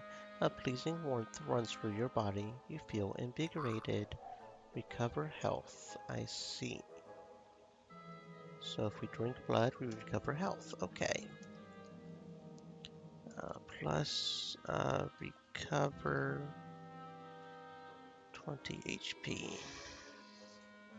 So yeah, probably looks like just eating the heart is the best option, I guess. Although we could go with a safe yellow for the defense as well. Honestly, most of us are not that hurt, so I'm just going to go ahead and train. We've got 21 days, so we were doing pretty good on that. Can't believe we lost one person already, but that's the way it goes sometimes, right? Wasn't expecting the health, yeah. Yes, that's just the way it goes sometimes. Okay, chapter 2. So, yeah, the blue gets a precious ring. So we'll continue to follow the river.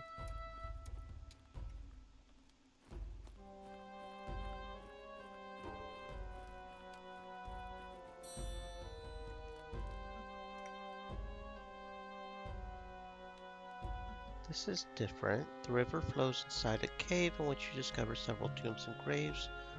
No, it's not. It's not different, is it? No, okay.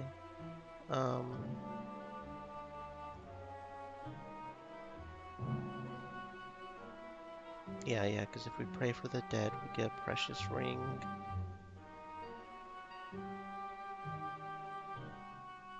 Did we look for the exit? I feel like we did, didn't we? Maybe we didn't look for an exit, I guess.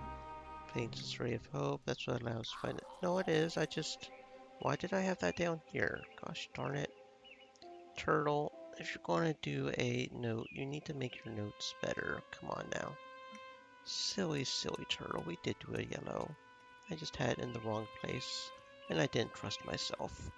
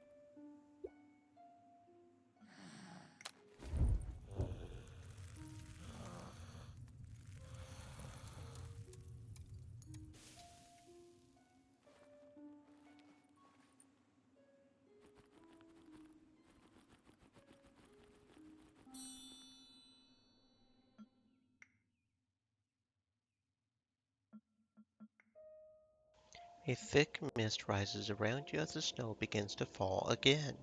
In the midst of this whiteness, and with the trees that all look alike, you lose sight of the road ahead. Should you continue or take a break? I do believe this is a new random. No, it's not. Is it? Is it? No, it's not. Okay, so the blue, if we lose 3 days. More than likely, if we get it right, we gain. So we'll see just to make sure. Concentrate on your sensations. You try to rely on your intuition. And we lose 3 days because we failed. That's nice. Can't hear anything. Yeah, okay, so more than likely we gain time if we manage to successfully do that. But we have to successfully do it in order to gain the time, right? Okay, next up should be the bird, and if we do get the bird, we'll know that probably the other one is just because of how close the fog was. The ground is shaking, flocks of birds are fleeing away, darkening the sky. Interesting. So it's still close enough to be an avalanche, or maybe it doesn't have anything to do with it. I don't know. That's interesting though. I may start trying to put more distance between us for this one, or maybe not, at least until we do. Um, so the blue we get 2 intuition, right? So let's try hiding somewhere. You look for shelter. We managed to succeed. So yellow, well sheltered in a cave, you wait for a while. When it's finally safe to go out, you come across a Croakook's corpse. Okay, so that's how we potentially skip the battle if it's an avalanche. Apparently. Looks like it has been dragged in the avalanche. Potrace's magical defense is raised by 3 and you skip the next combat. Okay, so it comes closer. No, you look at is so yellow success is, what was it? MD plus 3 and skip combat. Okay. MD plus 3 and skip combat. And we still get the experience, right? Yeah, we still get the experience, even though we weren't the ones that killed it. That's just fine. That's pretty much a free pass there, which is definitely very cool. We still get the potential artifact, right? The corpse of the daunting Croakook. Um,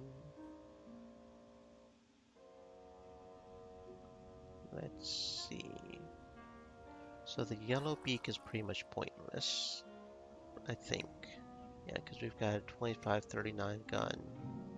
By the time we get to this point, if we need a 5.9 blade, then we've got other issues, I think. So let's grate its claws. You grate the claws and mix the powder you obtain with water. You then put this ointment on your wound, which starts to close on their own. A healing balm. A soothing balm to heal your most painful wounds. Heals 4 health every turn. Okay, that sounds pretty good. That sounds... Put that on our character with a thorn and get our high defense, and that would be like a protection against the magical. Like that one, the spider. Okay, I like that. That's good. So that was green, right? Green, we get a healing bomb, 4 regen HP. That sounds pretty freaking awesome. So do we, yeah, see, we've got thorns right here. So if we keep getting this guy up with his defense, that could be perfect for this one. Yes, absolutely. Yes, that's very good. Okay, so I probably will go ahead and do the run on this one, I think. Just to go ahead and try to get ourselves some time here. I'm kind of curious if it is indeed if the avalanche is indeed a time thing. I would assume that would be red, but maybe not. I don't know. Recent events have put you on your guard, so when the Veiled Bazard calls out to you for help in the middle of nowhere, you draw your weapon. Vazar then falls to their knees and rips off their veils, revealing a blackened and deformed body. I'm not one of them, they repeat. Please, I'm not an augur. Okay, we've never seen this one before. I'm not one. So we'll relieve their soul of this darkness. You begin an earnest prayer, they cover their ears. You insist, evoking all of your ancestors as they implore you to stop. A black fluid oozes from their scales, and, with a terrible scream, they finally collapse. Potrace's magical defense is lowered by 2. So, blue MD -2. Okay. So that was maybe not the best way to handle it, but it is, how we're doing. We're doing the blue first. Onwards and upwards.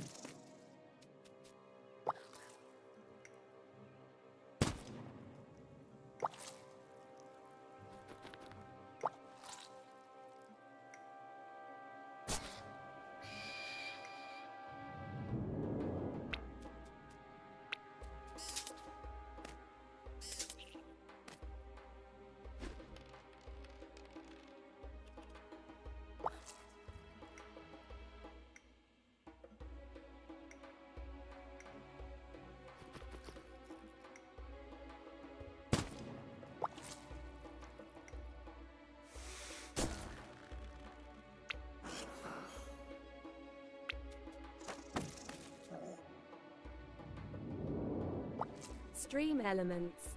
Said. Stay moist, my friends. Hydrate.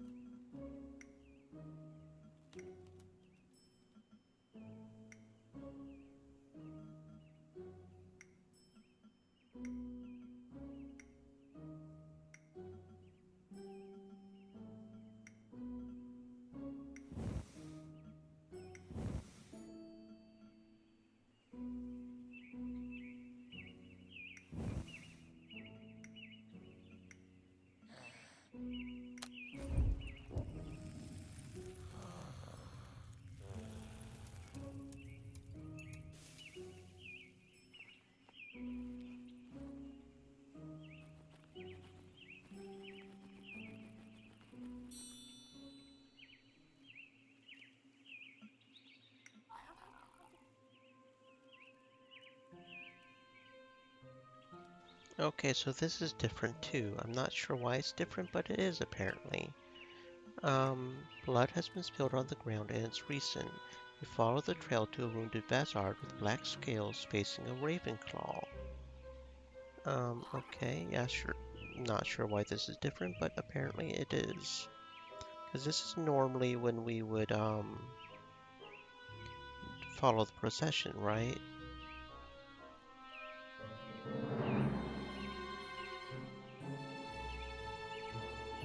Yeah, I do believe so. Yeah, because this is normally one right here. You follow the 1, 2, 3. Okay, so let's watch what happens, I guess. The raven call jumps on its prey, rips it apart. The screaming doesn't last very long. The monster then proceeds to painfully drag the body somewhere else, and you decide to follow it. You follow it. Morcyrus power is lowered by 4. So blue gets us power -4. Okay, not sure why we're suddenly getting different dialogue here. Does it have to do with how close this thing is? I don't know. You stumble across several corpses of Vazards with black scales, all dead the same atrocious way. The chest ripped open and the heart carved out. So, I mean, that means that we're not going to get, the one guys over on the thing, right? I mean, there's no way we'll get, the same boss. We'll probably have a different boss, right? So the question is just what did we do different this time, right? We didn't fight that one guy. Is that enough to make it change? I don't know.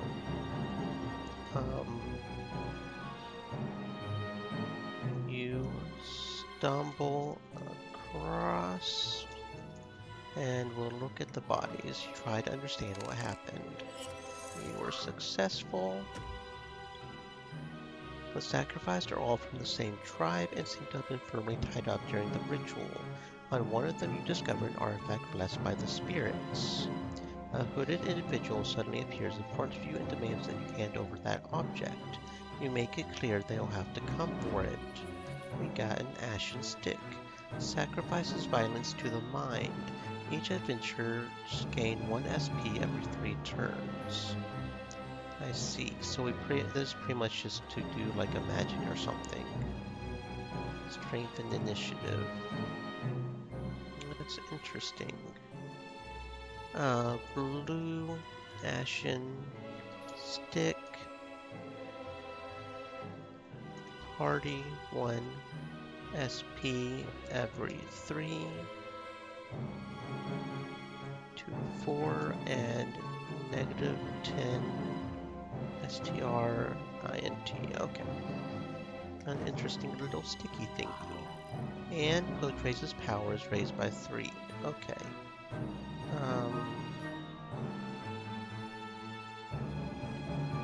Power +3. Okay.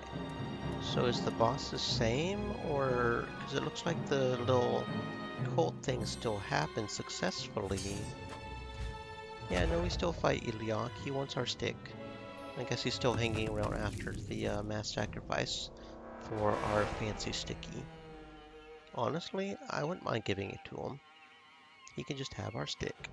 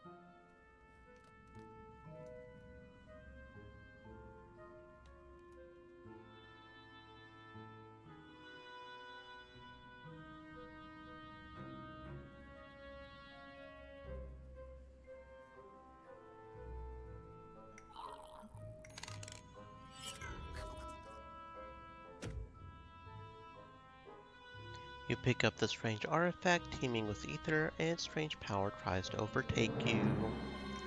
Panicking, you smash the crystal against a rock, shattering it. Party's magical defense is permanently lowered by 6. That's nice. That's nice. Just what we needed, right?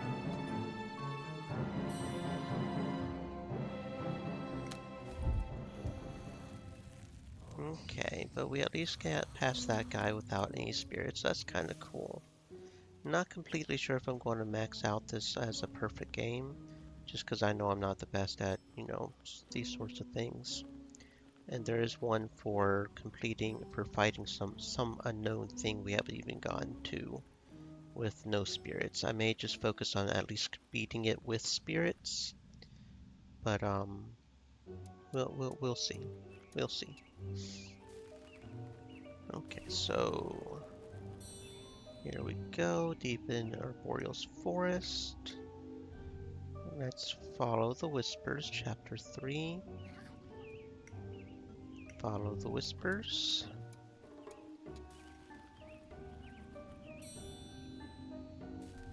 Croaking of a raven.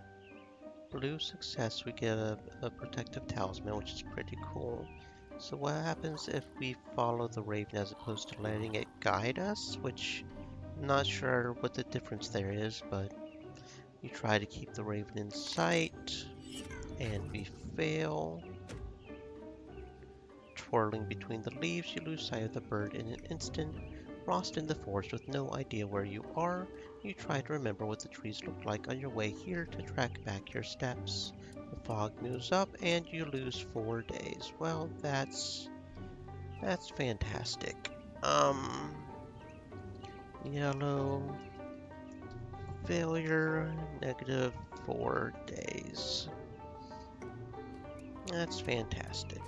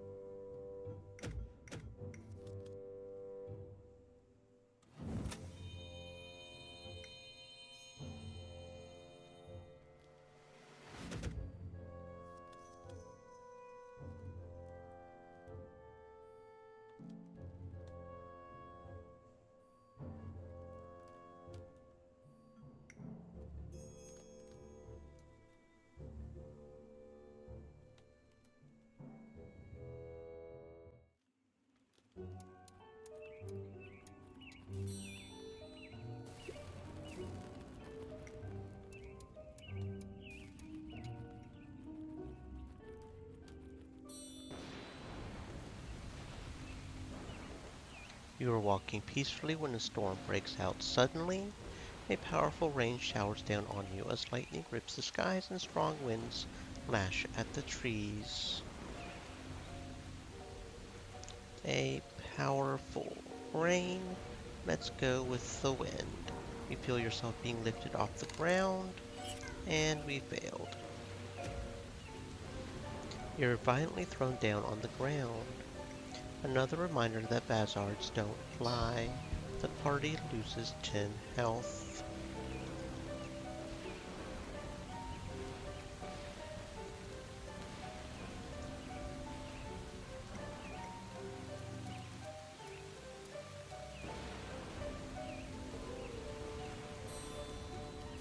Okay, and then it's the totem. Okay, so further in the forest.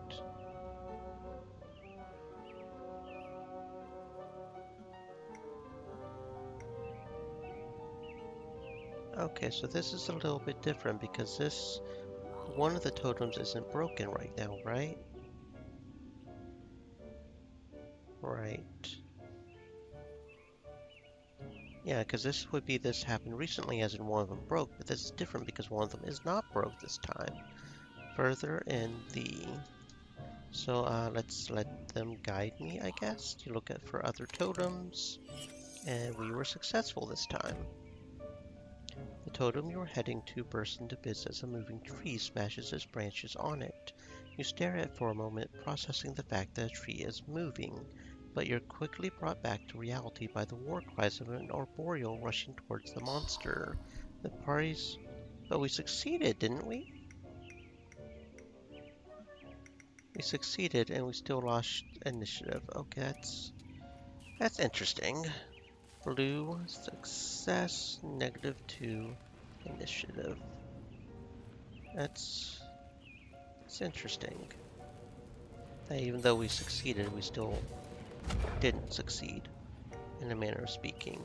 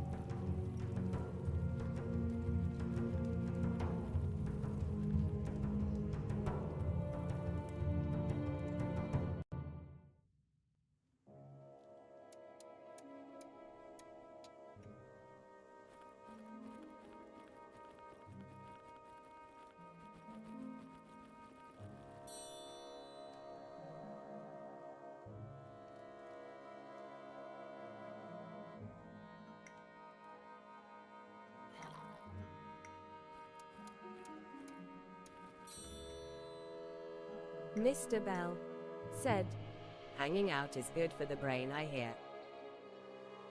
Is that so? I would have no idea what's good for the brain since I don't have one. Welcome on in, Misty Belle. I hope you're having a fantastic existence. Welcome to this weird stream of stuff. So the only one we haven't done so far is the red, right? Yeah, we gotta quickly pay, and there is no chance here, so we'll quickly pay respect to the dead. You're a bit shameful of your manners towards the dead, but you really don't have time to waste here. Turf's power is lowered by 3. Okay. So, the red is just a negative power. So as far as this particular junction goes, um, yeah, it's probably better just to go with the yellow. Probably better just to go with the yellow option. Get that experience. Probably.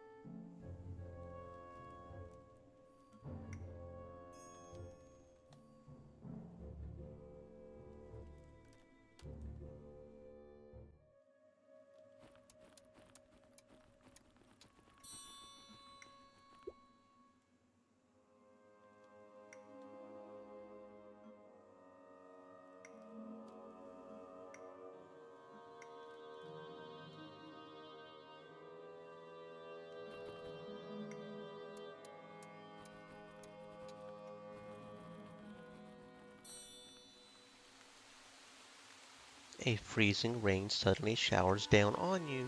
How to protect yourself from the cold. This is a new one. Alright. How to protect. Let's go with keep walking. You stay under the rain. And we fail. The rain strengthens and you keep tripping in the mud. You see a snail going faster than you. You lose 2 days. Well, shite. Blue failure is negative 2 days. Means probably a blue success is probably positive days. Okay, next. We come across a stream, a raging one at that. Okay, so safety. Blue gives us 6 days, yellow gives us negative 2 days, green gives experience. So what does red do? Red's the only one we haven't done yet. Let's try crossing it fast. You set foot on the rickety bridge, and we fail. Awesome. When you're almost on the other side, the bridge collapses beneath your feet and you fall into the water. The stream shakes you around, nearly drowning you. When you finally manage to extricate yourself from the element, grasp all of your body is sore. We lose 9 health points. Okay. Let's see, where was that? That was here. Okay. So red failure is negative 9 HP. Okay, fair enough.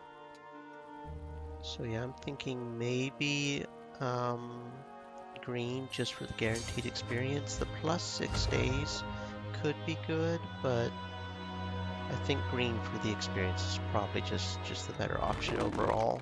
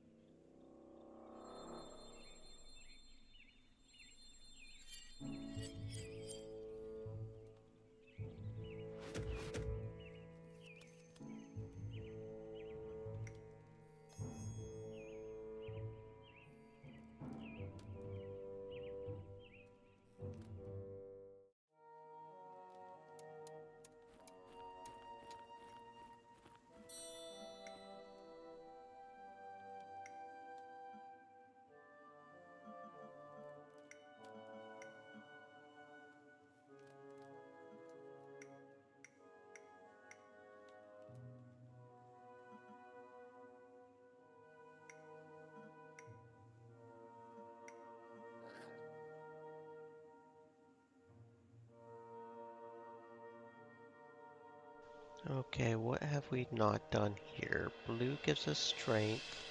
Yellow gives us experience. Green gives crit D plus. Red's the only one we haven't done. Rip out its pincers. We grab the arm of the Blade Guard. And we're successful. Very good. You carefully cut out the monster's claw. It's so sharp. No doubt you can make great use of it. Turf strength plus 3. Okay, so a red success is a strength plus 3. So that being said, I think the best one probably is, again, yellow, just for the pure experience. We don't have to worry about failing it and potentially getting a negative status or whatever. We just get some experience. Yeah, that's probably the best option there. Moving onwards.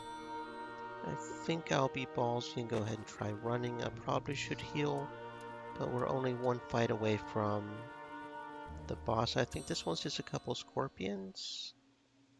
The fire camp has just started burning when you spot it. High in the night sky, on the center of the moon, a black stain. Like a pupil, the moon is an eye staring at you. This is new. This is a random. Like a pupil. Okay. Yeah, this is new. So like a pupil. And we will try looking it in the eye. You stare back at the moon, eyes wide open. You would never have imagined such a sight. You don't feel afraid or in danger. There are no dark omens to be scared of here. When the eye finally turns around and disappears, you're still in disbelief. You thank the spirits for such a strange spectacle. Magic defense plus 2. That's fair. Just some solid magic D up. Okay. Onwards to the fight, which I think is just a couple of scorpions. And I would be wrong, there's Flayhounds. Okay. Hopefully nobody will die. Hopefully.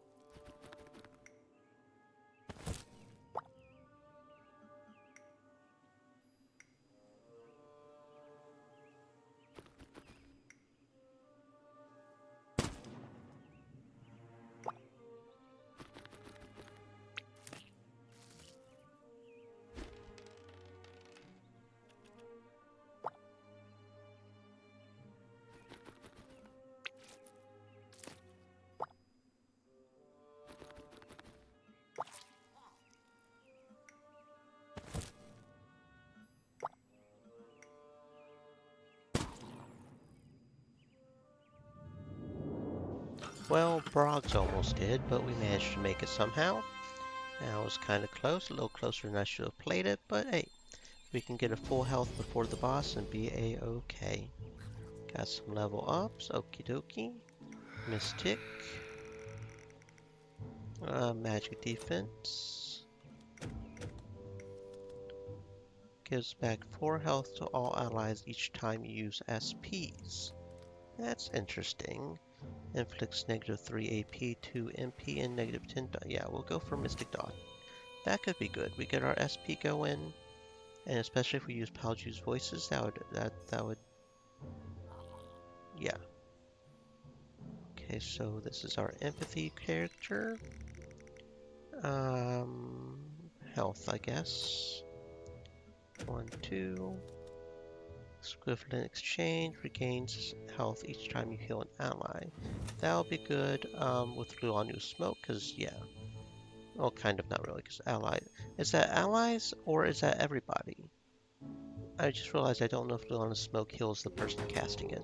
So that could be good just on a matter of principle right there. Defense or magic? Let's go with defense.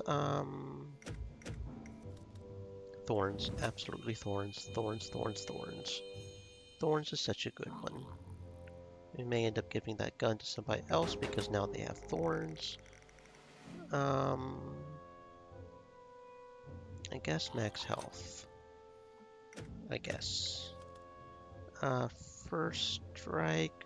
Oh, that's not a good choice either way. Tempted to just re-roll it. Yeah, fuck it. We'll re-roll it. Great Warrior, even though I keep forgetting to use it. Or either that or we just don't have the points to use it. Yeah, good enough. Okay, what do we get for loot? Something good? Dart of Thorns. At least give that one character a weapon. Probably actually give it to that one guy and then do the gun on the other guy so that he can get up close and do his thorns. Dooba-dooba-dooba-doo. Nuggets. Who's our strength character? Do we have somebody with strength yet? Kind of you, I guess. Not really, kind of. Okay, fine. We'll just give it to you. Okay. So the character with thorns currently has a gun, which does not work out. So we'll take that off and give you the wonky rifle, and then we'll give you the dart of thorns. Now everybody has a weapon. Very good. That being said, friends, it is 1800, which means it's time for me to go ahead and head off. If we do a stream tomorrow, it might be late. I have to go mow my grandpa's yard. Um, I think we'll still be doing a stream though, because I'm usually done, even though we go out to eat lunch and everything. So it might be a little late depending on how long we do lunch, but we'll still be streaming tomorrow. We'll be doing Planet Stronghold 2, so stay safe, friends. Stay cool for people that are in the middle of summer heat already. And maybe I'll see you tomorrow.